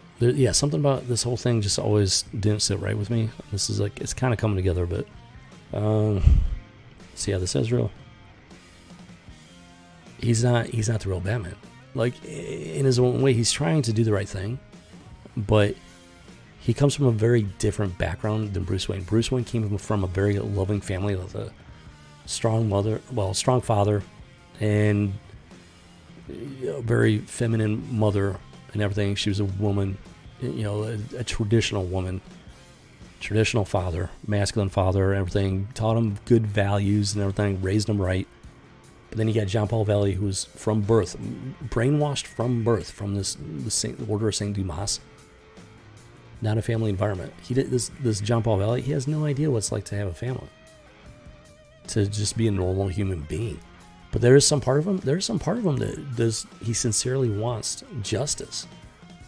I'm not saying it justifies some of the stuff that he does. And as far as I know, he hasn't done anything that's truly irredeemable. He's walking a very dangerous line. At least from what I know about the character at this point, he's walking a very dangerous line. And he is in danger of crossing that line. I don't know if he's crossed it yet. So as far as I know, he's not beyond redemption yet. So there are distinct, stark differences between Bruce Wayne and John Paul Valley. And it just goes to show John Paul is not the real original Batman. Bruce Wayne is. And John Paul is taking over the identity of Batman. And just he's in the process of just basically he's turned it into something else and is in danger of destroying that identity that Bruce Wayne has built up.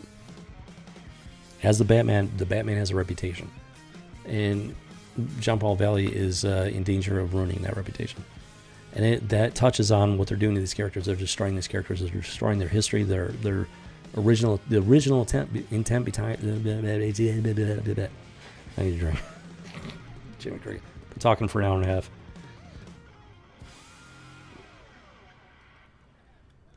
Oh, who doggy? All right. He's in danger of destroying the reputation and identity of the Batman. Because, like I said, he's at this point, from what I've seen, he hasn't done anything truly irredeemable, but he's in danger of crossing the line. Now, modern comic books, they haven't just crossed the line; they went flying past the line. The line is so far behind him, you can't see it. They have completely destroyed these characters and whatnot. This is a hint. This is a preview in 1994 of what was to come almost 30 years later. It's a preview. Except that in this is just part of the story in this case. But it's a preview of what they're doing in real life in terms of modern culture, pop culture, and comic books. That's, wow. That's a very surprising insight right there. But in this case, I know in the end, Batman, Bruce Wayne wins out, restores the name of the Bat. We can only hope that happens in real life. Slow erosion. Yeah. Well, that's how they do it. A little bit of it at a time. Because there's the whole people love to use the analogy of the frog sitting in a pot of water, and you slowly turn the heat up over time. And you do it so slowly the frog doesn't realize that it's being boiled alive. But here's the thing. They've done experiments, and people have actually tried it. They take a frog, put it in a pot of water, they slowly turn the heat up. And it does hit a point, like the frog might not notice it at first, or it might be at a point where the frog is still comfortable with it. But at some point, the frog does actually jump out of the water. Because as it gets hotter and hotter, it hits a certain temperature, and boom, the frog's like, this is too hot, I'm out of here. So the analogy, people love to use that analogy, but here's the thing. In real life, the frog doesn't get boiled. In real life, the water gets to a certain temperature, and the frog realizes that it's in danger. That's what's going on right now. They've been turning up the water, the heat, the temperature on the water for the last several decades, as evidenced by what we've been going through here. But people they're waking up to it. They're realizing that the water is reaching a boiling point. Now, whether or not they're willing to follow it to the logical conclusion yet, by and large, they're not there yet, but they're getting very, very close. The only question is going to be, are they going to wake up to it in time to reverse it and to fix it, or is it just all going to be destroyed forever? That, I don't know. I cannot even speculate on that, because there are so many variables involved at that point. As far as real life goes, government, politics, all this stuff has an impact on it. I have no idea at this point. I don't know how this is going to end. I can only speculate up to a certain point, and then at that point, it's like it's in the hands of fate at that point. And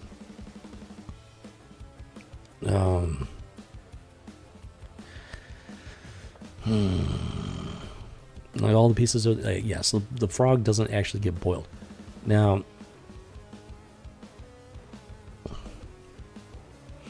the frog might jump out of the pot and end up jumping right directly into the fire. I don't know, because if the fire spreads before the frog realizes it's in danger, then it's just kind of SOL at that point. I don't know, but at the point being, at some point, people wake up to the fact that they're in danger, whatever that danger is. And let's see, like eBay and the color yellow, they changed it from yellow to white. Say what? Are you serious?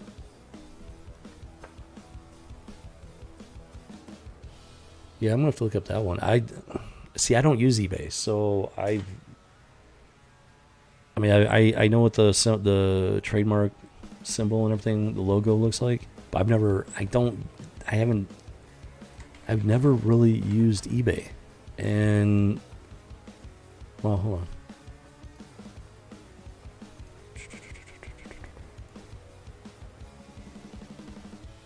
From yellow to, so yeah, I'm not sure. Well, I'm looking at the eBay symbol right now. It's a red E, a blue B, a yellow A, and a green Y. So I'm not sure.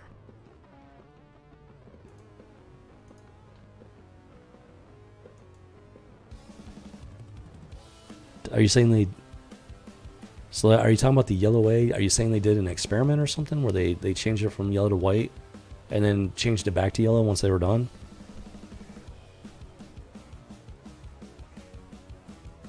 Which part of it did they change to white then? Because I mean, I'm looking at the symbol right now and there's no there's a yellow A. The background color for this shoot.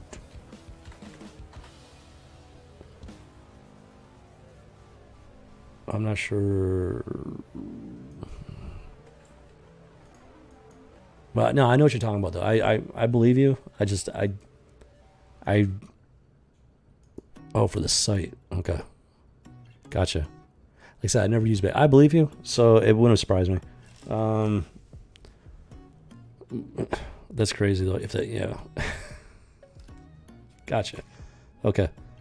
That's pretty crazy though. I don't know.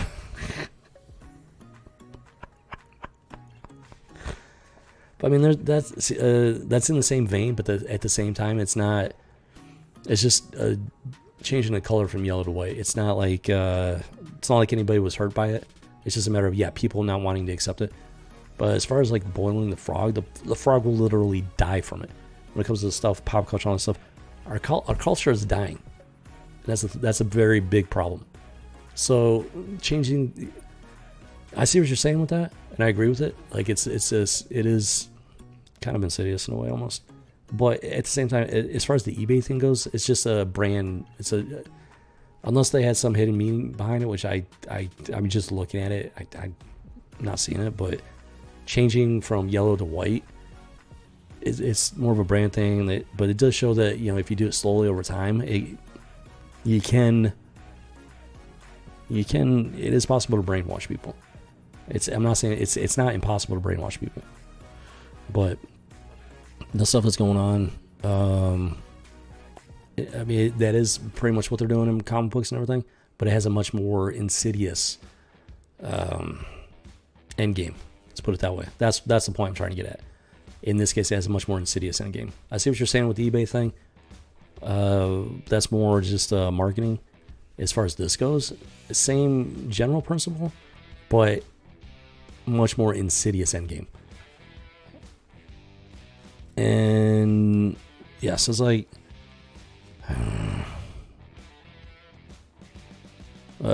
people are waking up to it, and that's the thing. That's the key thing. You got these channels, they're talking about the woke agenda and everything, and it is a real thing. But they're having trouble following it all the way back to its conclusion, which is feminism, alphabet communities, communism. It's all different facets of the same core problem. And the seeds are here. The seeds are here. They're planted decades ago, and we are seeing the fruits of those seeds today. Now, back in the day, they still had the capacity for good storytelling. They were still able to do it. And the story of Azrael here is actually a pretty good analogy of it. I don't know if they did it on purpose or not. I doubt it, but I mean, it's a really good analogy of what they've done to our comic book characters and their entire universes. Okay, so this is not the final issue in the Night's End. Okay, so I see what they're doing. I think, yeah. Okay, so if you see here, you get the little Night's End symbol, and the Azrael bat symbol is like fracturing and falling apart. So this is back when they were still able to do good storytelling. There's some weird stuff in here, don't get me wrong. There's some weird stuff, some odd stuff. But they at this point, they still had the capacity for good storytelling. And this is a really good example of it. Like throughout this entire Night Search thing, you had the Azrael bat symbol there. But then we hit the Night's End. Let me show you. I have actual examples here. So we got Night Quest: The Search. This is December of '93. This is the one right now is July '94. So it's 7 months apart. 7 months apart, not much. You got the Azrael bat symbol, and it's perfectly fine. It's in one piece. It's not broken, fractured, nothing like that. And that goes back to the start of this whole Night Quest thing. The symbol's been there the entire time, in one piece. Fascism, allegory, yeah, it's all. That's the crazy thing. Yeah, all these different things, and yeah, the way they're structured, there might be differences, but ultimately they all have the same end game, just control and destroying just normal, decent human nature. There's an infinite number of ways to go about doing it, but it all ties into the same core origins and whatnot, and same end game result. So yeah, so as you can see with the Knights in here, we got the Azrael bat symbol, and it's starting to fracture and literally fall apart. So as we continue here, so this is Knights End Part 2, and we've got 3 major pieces that are yellow, that have fallen off, and the real yellow bat symbol is underneath. Yeah, the real Bruce Wayne bat symbol with the yellow background is underneath. 3 major pieces are showing. And then we have an ad here for Knights End Part 3. And it might be difficult to see, but we got a 4th piece that is starting to show. And it's continuing to fall apart. The Azrael bat symbol is continuing to just fall apart. So that is a stroke of creativity right there. And just it might not seem like much to some people, but if you're a legitimate like comic book fan, details like that are what bring these stories. It brings them to life, and it makes the difference between a good story and a great story. Because it ties in directly to the entire story arc. Azrael is falling apart, and Batman is on the mend, and he's getting ready to take back the mantle of the Bat. That right there. I mean, that's part of good storytelling. That is part of good storytelling. And you're not going to see that nowadays. You're just not. So yes, this Knights End thing, it went across Batman, Shadow of the Bat, Detective Comics, Legends of the Dark Knight, Robin, and Catwoman. 2 issues for each title. This is part 2 right here. So I think I missed out on quite a bit of the Knights End, but they stretched it out quite a bit across all the major Batman titles. Yeah, foreshadowing. Yeah, foreshadowing is a key aspect of. It's a lost art nowadays. It seems like it's a lost art. It's one that I like to implement in my videos and stuff like that on my main channel, especially. But by and large, as far as mainstream media goes, they're not good at it. They're really not. No subtlety, no creativity, no originality.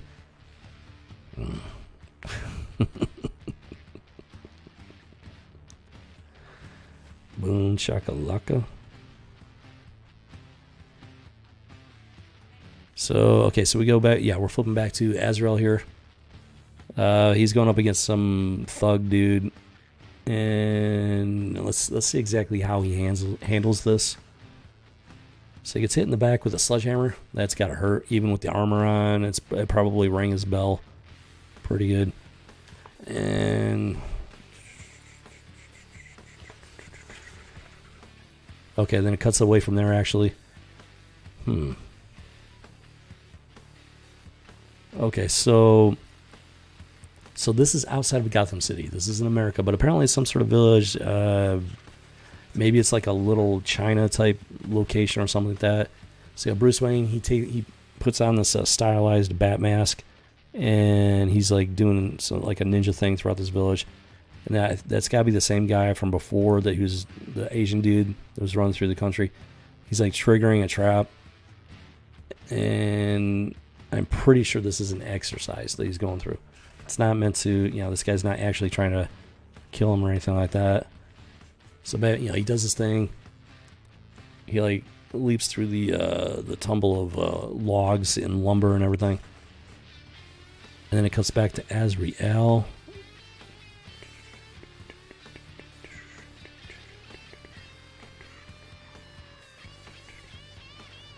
So, he's just doing what Batman does. He's not doing anything too... Well, so here's the thing. He's got the claws. Those claws are pretty deadly. And it's a little bit much for Batman. So it's like, he's like... He's like borderline. Like he's trying to be. He's honestly trying to be Batman. He's honestly trying to clean up the city. He's like borderline. It's like borderline. He's just taking it too far. And he's definitely not. He's not. He's having issues with Robin. He's having issues with Nightwing. Because John Paul is trying to do what he thinks is best as Batman. And I'm not saying that he's not taking it too far, to some extent at least. I'm playing the devil's advocate here. John Paul is legitimately trying to be good. He's trying to be a good Batman. But he doesn't, like I said before, he does not have the background that Bruce Wayne does. Bruce Wayne had a loving family, a good mother, a good father. John Paul was brainwashed from birth by the Order of St. Thomas, which is a fictional order. We'll get into that here in a little bit. Boom, boom, boom. Boom, boom, boom. Boom, boom, boom.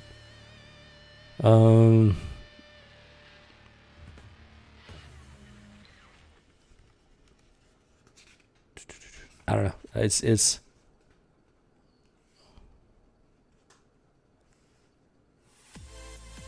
I don't know. I mean, okay. So the key thing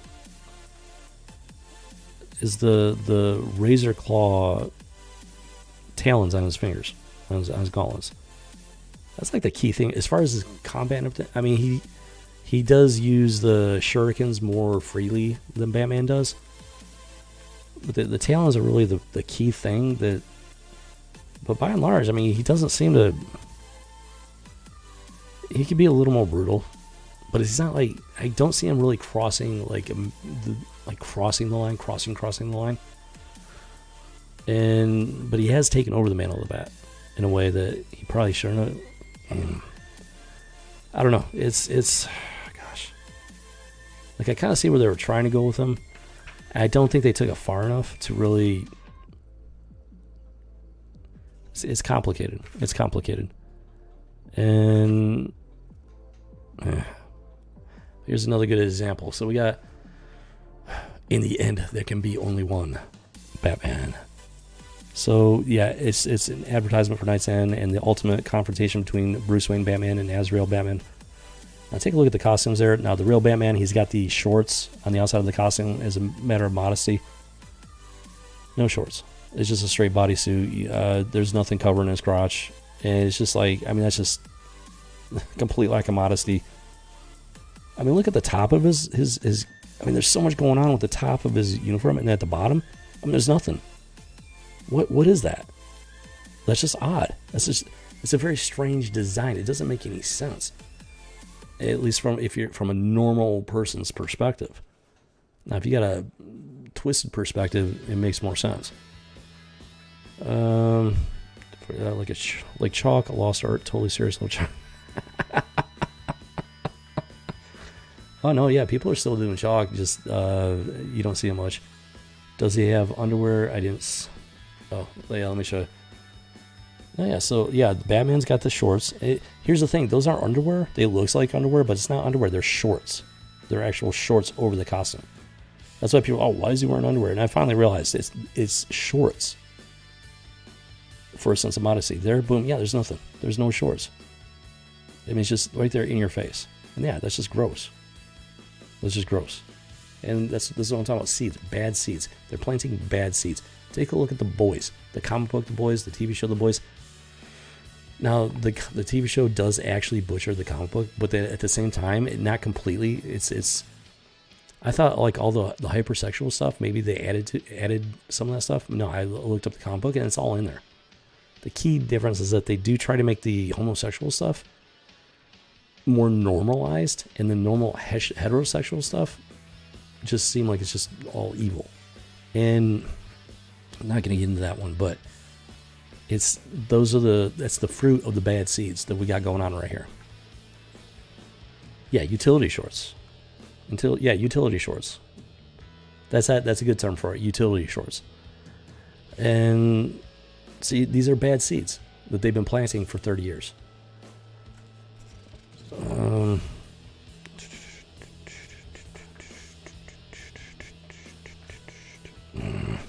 Yeah, that some reason that Merry Xmas thing it put me on a warpath.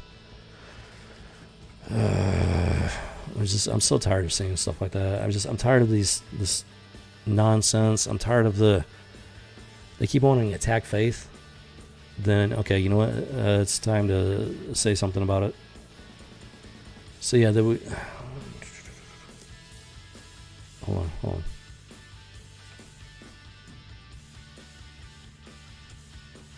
Okay, so I think, yeah, this is so Bruce Wayne's doing this thing. He gets through it. This training course that he put together. This dude's helping him out with it. I think he wins. Yeah, he gets through it in one piece and he wins. He wins the fight. So he finishes the test. So he comes out to the Gotham City. He goes to this point. Now, this part right here, it's a flashback. He's remembering the first time he stepped up there and jumped off as Batman. So he's remembering. It's just all, flashback stuff. And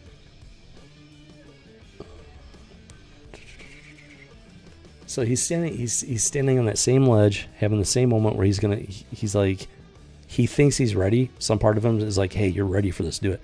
But then he's older, he's wiser, and some part of him, that older, wiser part is like, no, you're not quite, you're almost there, but not quite. So he's like, not yet. So instead of jumping off the ledge, he steps back. So it shows that he's grown and matured as the Batman, as Bruce Wayne, as a character. But he's very, very, he's so close. He's very, very close. Very, very close. Utility shorts. That is a good word for it. That is a very good word for it.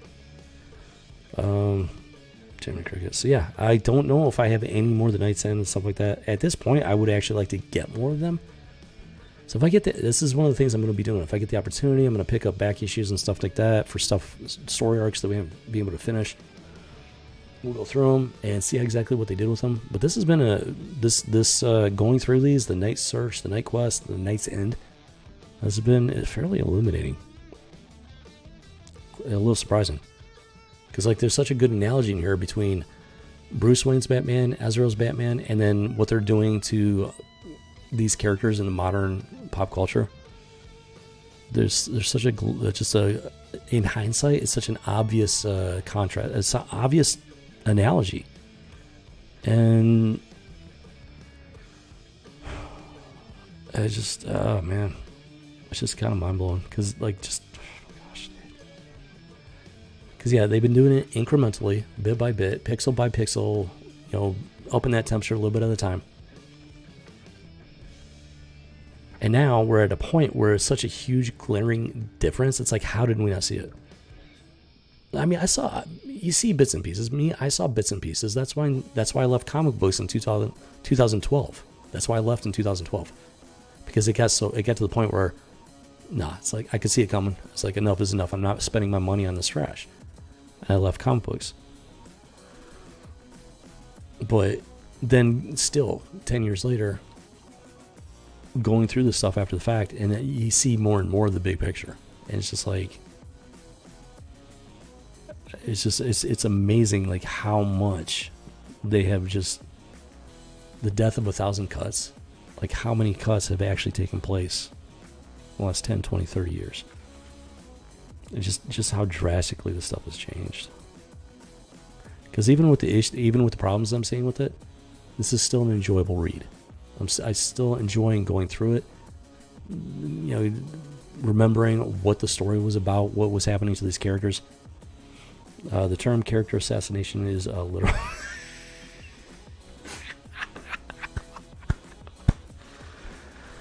No. That's character assassination is exactly what it is. They're assassinating these characters. They're destroying and butchering their origins, what they actually stood for. Because you got to remember, they're not just going after the characters. They're going after the men that created these characters. These characters did not just come. It wasn't like a bunch of people over time, like, oh, let's add this. No, somebody created these characters. You got Stan Lee, Jack Kirby, all these guys.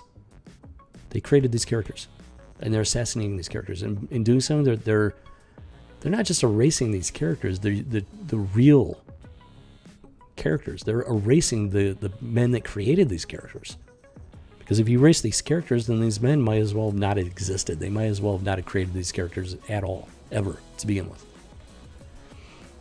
yeah, it's character assassination, and just on every possible level. Yeah, it's just it's astonishing. It's astonishing. When you analyze it, when you look back on it, I mean, it's such a bittersweet thing because it's just astonishing, like how much they've destroyed these characters in pop culture. But at the same time, it's very gratifying to go through these stories, especially the good ones, and just relive them all over again. Be like, yeah, you know what? Comic books used to be worth reading, worth collecting, you know, worth being passionate about. And in these, having these back issues, they are still worth it if you're into this kind of thing. It's just, it's the modern stuff that's trash. The modern stuff that's not worth the time. It's not worth the money. Pop culture matters. Pop culture sincerely matters. It makes you feel dumb sometimes.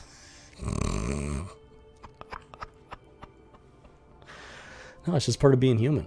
Like it's just part of being human. Because you get used to, you know, you expect things to be a certain way. You see, you have your standards, your values. You know, same thing for society. Society has a standard and value and everything.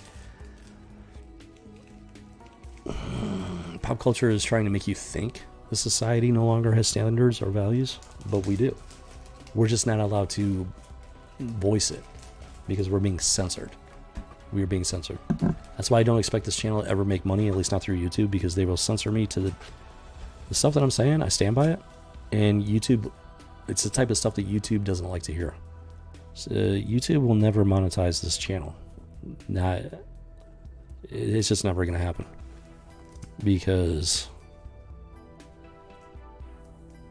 I'm going to speak my mind, and I'm going to speak the truth, not my truth. I don't have my truth. There is no such thing as my truth.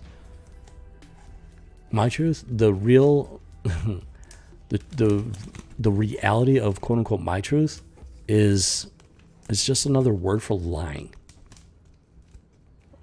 It's just another form of lying.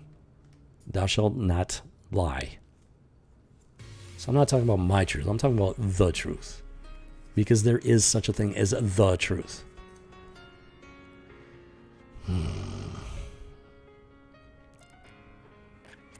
Merry Christmas. Happy Resurrection Day. Men are men, women are women. There is a natural order that God put into place. And it does play a role in pop culture, whether people want to acknowledge that or not. People want to sit there and push this other stuff.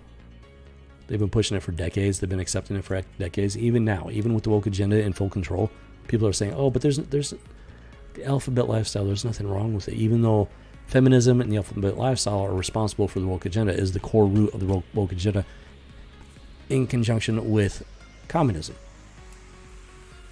They're temporary allies. They can never coexist peacefully, but as long as they have a common enemy, they can be temporary allies.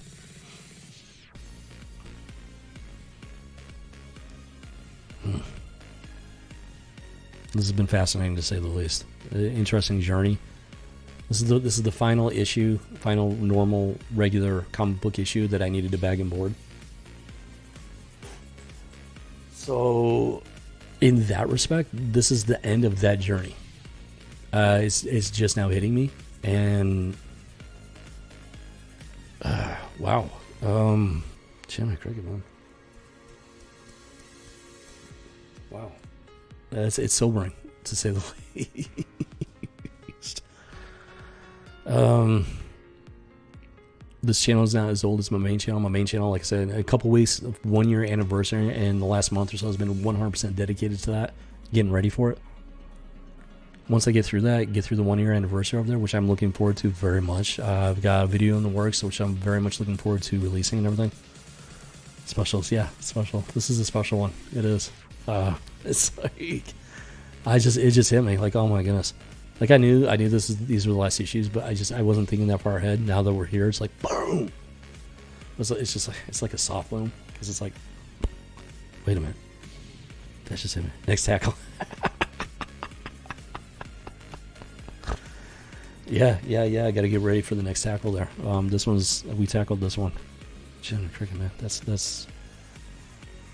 Wow. That's a moment right there. That is a moment right there. Jim Cricket, man. Wow. Yeah, I need a second. It's like, hold on.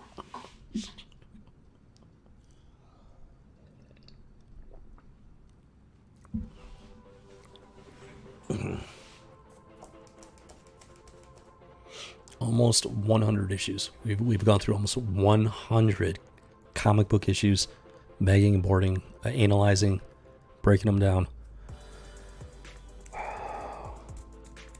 And yeah, it's now I still have some graphic novels that I gotta go through. I got a pretty good stack. I still got a little bit of a stack of like graphic novels, Elseworlds, stuff like that, compilations. Yeah, milestone. This is a milestone right here. We're witnessing a milestone right here, like Jiminy Cricket. And I've been so busy that I haven't even been able to like think about it. That's what's just it. It's just like wow. That's what's taking me by surprise here. It's taking me off guard. Yeah, this is a milestone right here. This is a milestone. It's been an incredible journey already. I mean, we're only getting started. This isn't the end. This is just the beginning. But it's already been an incredible journey. It's been something. It's been eye-opening. A lot of revelations regarding this stuff. We're only getting started. I've got, like I said, I've got a fairly extensive collection. Not as big as some people, but much bigger than the average person. And we're going to be going through it in different ways and everything. I'm just thinking right now. It's been an amazing trip. Amazing examples of the seeds that they planted decades ago. And hopefully it's obvious the trees that they grew into and the fruit that they produced. Bad seeds growing into bad trees, producing bad fruit. But we will be going over it though, in further detail and everything. You're happy to share the moment with me? I'm happy to share the moment with you too, Remy. I appreciate you being here for it. If anybody else is watching, I appreciate you being here for it. No, yeah, I appreciate it. I do. This is unexpected. This is starting the channel and everything. This is the type of thing I never expected. I couldn't have imagined. It's incredible. It really is. I thank you for being a part of it.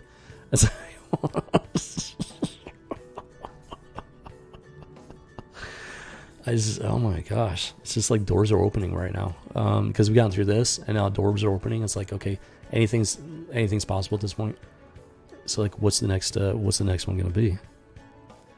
Got some ideas and whatnot. We'll get there.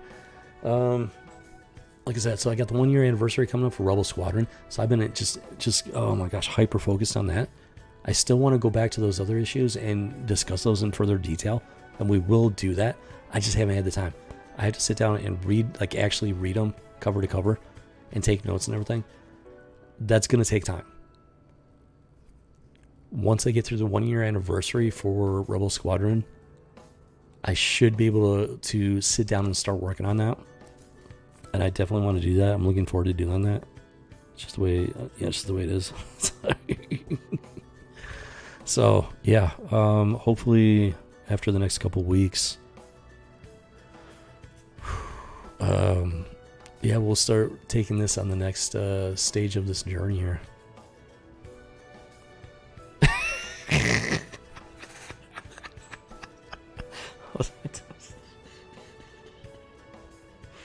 I never thought I'd be a devout Phil Cower. Oh,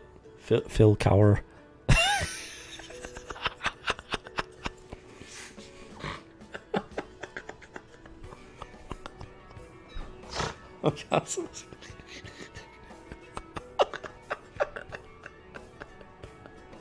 It's a devout Phil Cower of a comic book Rebbe. Yeah. Why I have to fix it? It's all good. I have to thank your keyboard for that one. That was so good.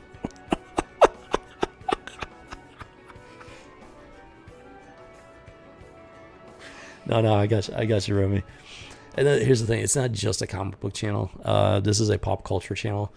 It's just with what's going on with my main channel and everything. I've had to simplify and streamline things. So I decided that my comic book collection would be a great place to start. And it really has proven to be the case. The fact that you're here right now and you've been here for every single stream for the last like however many months I've been doing this is proof of that. So I sincerely appreciate your support, Remy. I really do. But this isn't just about comic books. It's about pop culture in general. This is just the springboard. This is the starting point. We're gonna be getting into stuff. Trust me. This journey's not over by a long shot. And as long as I can keep doing this, I mean, we're just gonna keep exploring pop culture archaeology, starting with my own personal comic book collection. And like there's The Boys, or was it the Orville, and stuff like that. I've got stuff to say about that too. I just haven't had a chance to get to it yet. But we will get there. We will get there. Bob Ross of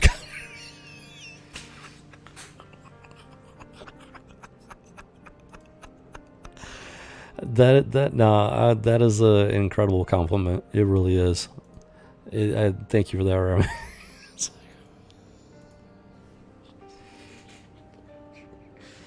Bob Ross is a man. He's an amazing artist, and he was essentially a YouTuber if you think about it. I mean, he did his own thing. He had his own public channel show thing and everything. I mean, he was like the original YouTuber, and people love him, man. People love him. I mean, he was. I mean, I don't know what he was like in his personal life and everything. I don't know anything about him, but just based off of his public channel and everything. I mean, he seemed like a pretty decent guy. He seemed like a genuinely nice guy, and people love him. So that's an incredible compliment, Remy. Thank you for that. It's like, I appreciate that. I'm gonna say things that people are not gonna like. I'm probably already said things that people are not gonna like. It's entirely possible that I've said some things that you don't like, but if that's the case, you've handled it very well. I thank you for that. What's your I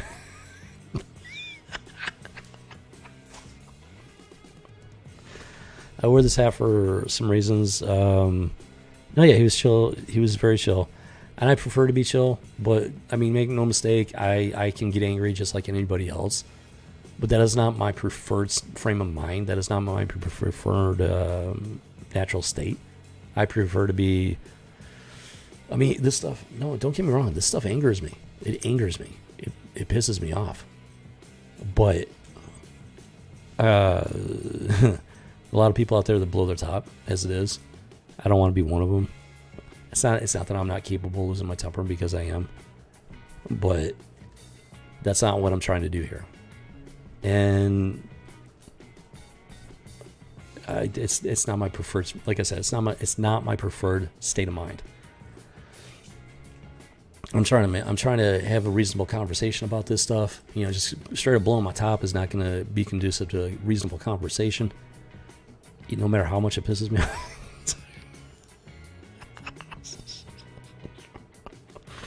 I'm trying to have a reasonable, intelligent conversation. You can't do that if you're just straight up angry all the time. And the fact that you think like I said, this stuff, it pisses me off. It does. So the fact that I'm still coming across as chill and everything, that's a beautiful compliment right there. Thank you for that, Remy. Again, I got a lot of things to thank you for there, so try not to let it go to your head there. The way of peace. Yes, it is. This stuff has to be talked about. The battle has to be fought. There's a time and a place for everything. This live stream, the House of G, the channel, it's not meant to be destructive. It's not meant to be and it's just unbridled anger and everything.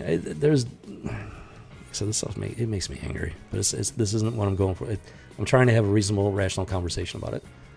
And so that's it. Based on your comments, Remy, it sounds like that goal is being met for the House of G. Well, no, sometimes violence is necessary. It is. Not because that's just the reality of the world we live in. Evil is evil, and you have to fight it. Sometimes it is necessary to wage war. But this is a YouTube channel. It's a YouTube channel. This is not a venue for punching people in the face. It is a venue for discussion and reason and logic. Passion is going to be a part of it, no doubt about it. I'm very passionate about this, and I am angry. Make no mistake, I am angry about what they've done. But the House of G is not a venue of war, not physical war, not for punching people in the face, kicking them in the balls, stuff like that. That's not what the House of G. It is war, but it's not a war of fists in this case. As far as the House of G goes, it's a war of ideas and values and beliefs and just all the things that make society possible and that do in fact define society as a whole, which proves that pop culture matters. That is one of the mantras of this channel. Pop culture matters. And that's one of the goals, is to show people why pop culture matters. This stuff, it's not a kid's game here. This is not just a kid's game. That's one of the excuses some of these people, it's made for kids. It's like, well, if it is made, even if it is made for kids, it doesn't make it any less important, because yes, some of the stuff is made for kids and it influences those kids underneath the noses of those parents. Some of those parents have no idea what their kids are learning from this stuff. Pop culture matters. Make no mistake. Pop culture matters. This stuff matters. And I'm hoping and praying that this stream, House of G, proves that case. Thank you again, Spark. I'm glad you get inspired. That is a beautiful compliment right there.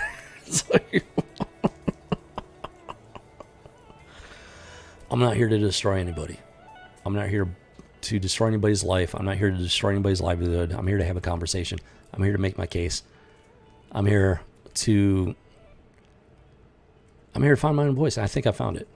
This conversation, I think I found my voice there, Remy. And your comments are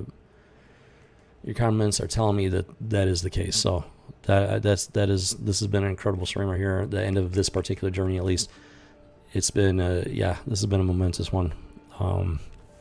Like, I should have wrapped this up already, and I'm still just like, stuff just keeps rolling. That's how momentous this has been. Jimmy Cricket, man. Yeah. So it sounds like you're not a comic book person, and the fact that you are so what's the word? You've become so I don't know, involved in this. That's a pretty big compliment right there. It means that the goal that I set up forth, that I'm actually meeting that goal, and that's to talk about the stuff, pop culture, and in this instance, comic books, and specifically, not just as a fan, but as just as a human being, how it applies to life and society, to people that are not comic book fans, that don't really understand maybe what comic books are really all about. They might see them as childish in his kids' books, but they're really not. So it's like intrigued. Okay, that's good. Intrigued is a good word.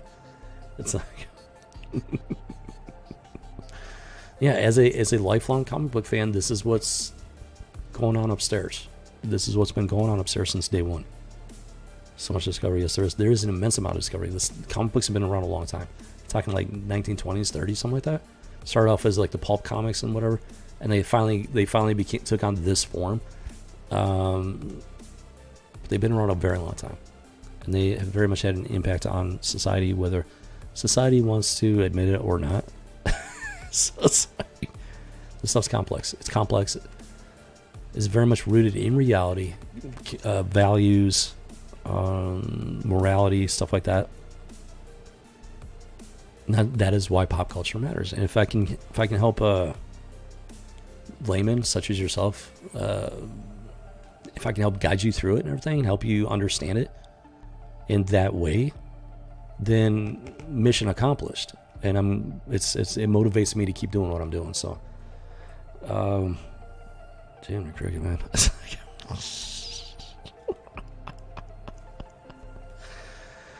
Wow. Well, let's go ahead and let's start making preparations here to wrap this up. Yeah, we're gonna some few final words and everything, but yeah, we're getting close to the end of the stream here. Let's go ahead and switch on over here.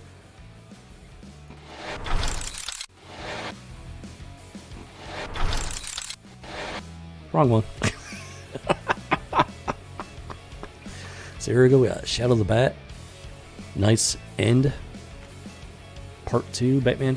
Now there was looking at it, there was at least 10 or 12 issues on the Night's End. So Jiminy Cricket, yeah, I'm missing a lot of issues. I would have to see if I've got them in my collection. We'll get there eventually. But for the time being, that is the end of that one. Now, my initial thoughts on it were, I wasn't 100% certain.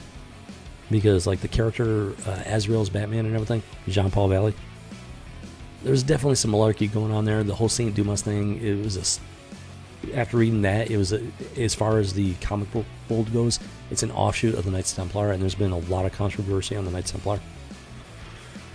Now, my understanding of the Knights Templar, they were not bad people. That's my understanding of them. Because you gotta understand, I'm not gonna go deep into this. The Crusades were real. The Crusades were necessary. Islam was taking over the world. It was destroying the modern world at that time.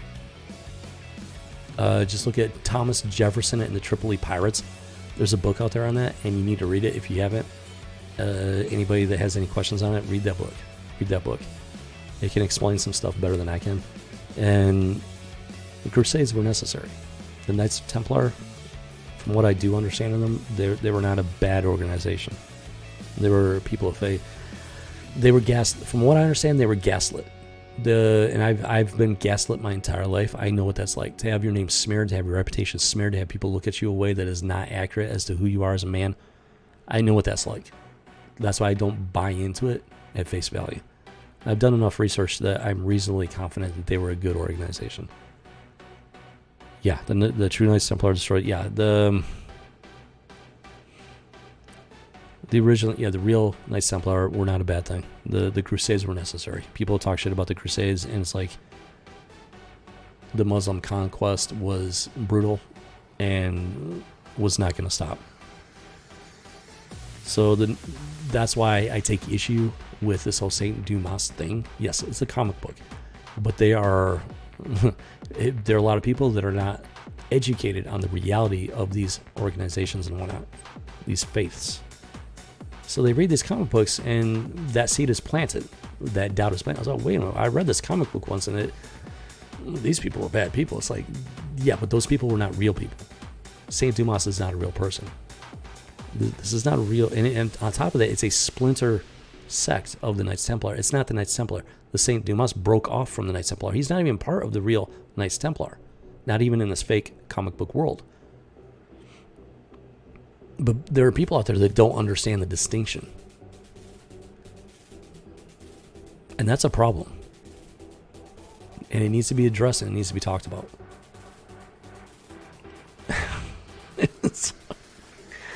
Jiminy Cricket, man. When I started doing this is not the path I was expecting to take. It really wasn't. It really wasn't. It never is. Like, the Jiminy Cricket, man. It's impossible not to talk about it. I see the stuff, especially when it's over and over and over again. And then sometimes it's a little thing, and other times they're just slapping you in the face with it so hard. You get to the point where you have to address it. We're at that point, so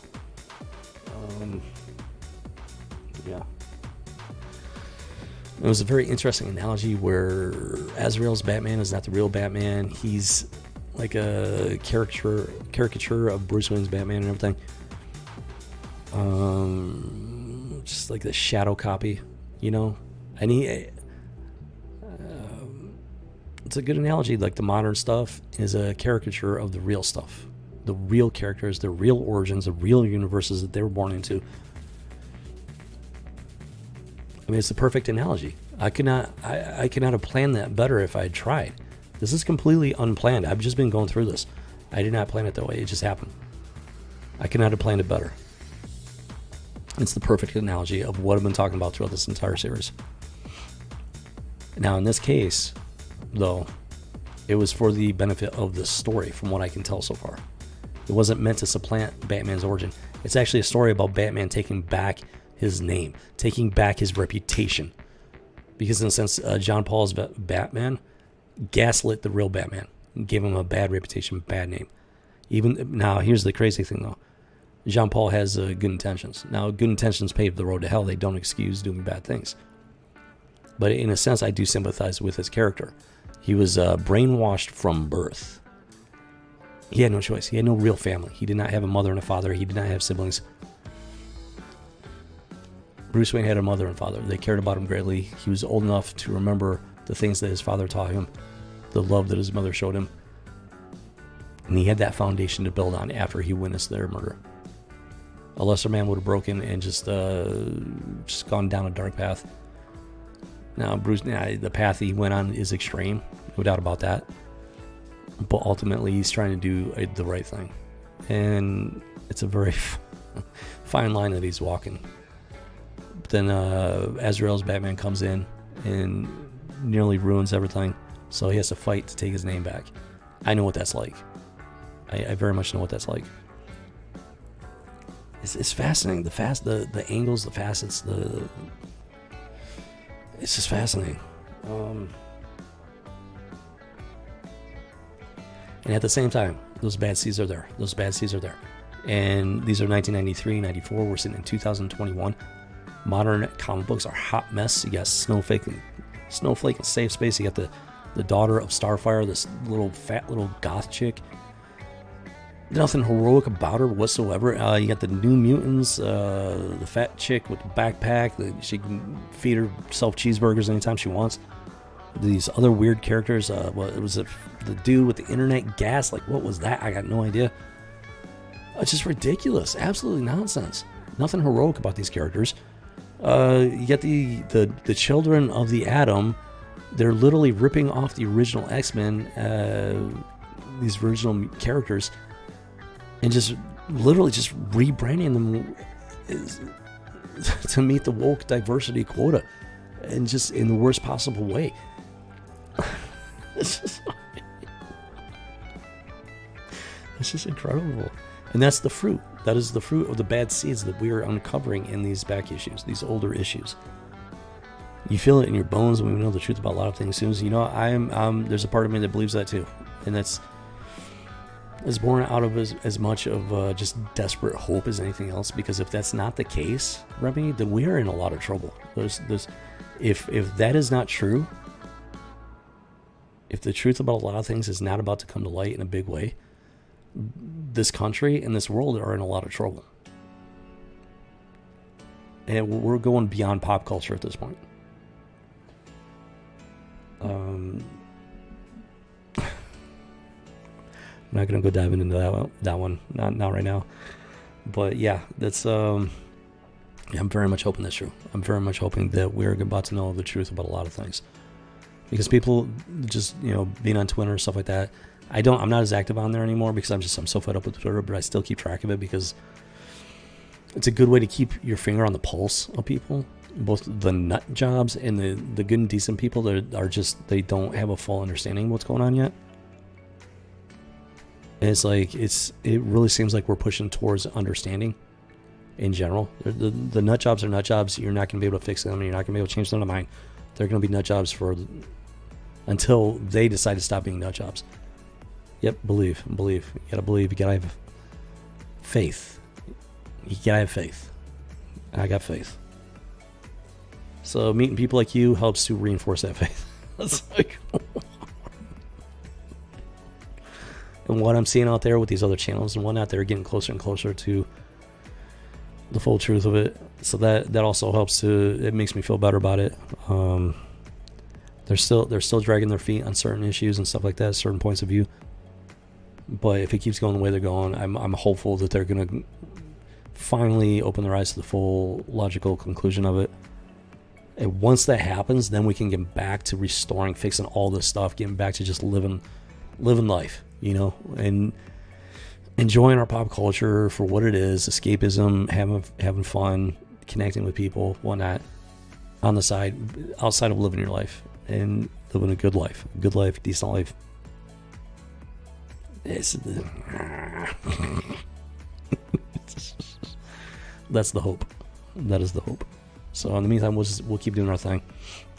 It's going to go one or two ways. It's either going to go very, very bad, or it's going to go very, very good. And I'm hoping and praying for the better one, the better path. So, ooh, doggy. Okay, so let's go ahead and wrap this up here. Yep. So I think we've proven pretty definitively the seeds were planted decades ago, and all you have to do is look around at modern pop culture to see the fruits of those seeds. They grew into trees.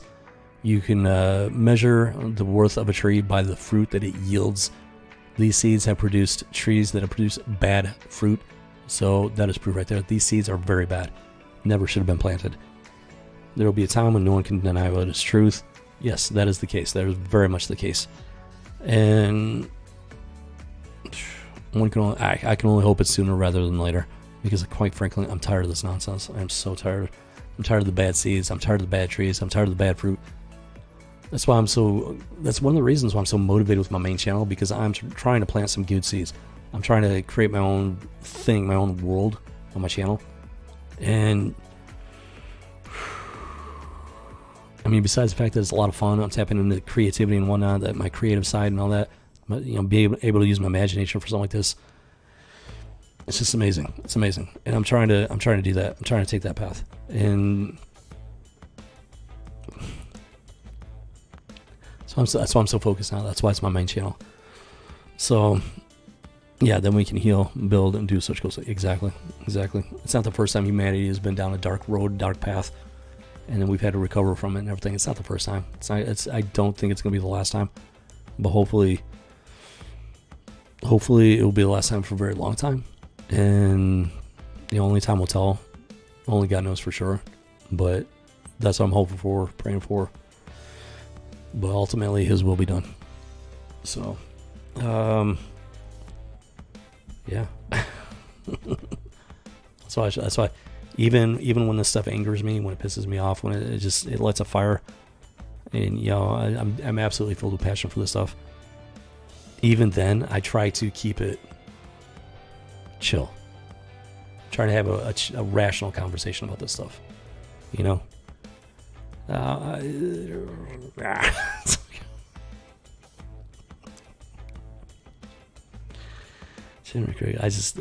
has put me in a position I just never expected. It takes a lot to process it. Let's put it that way. We'll get there. We'll get there though. We will get there.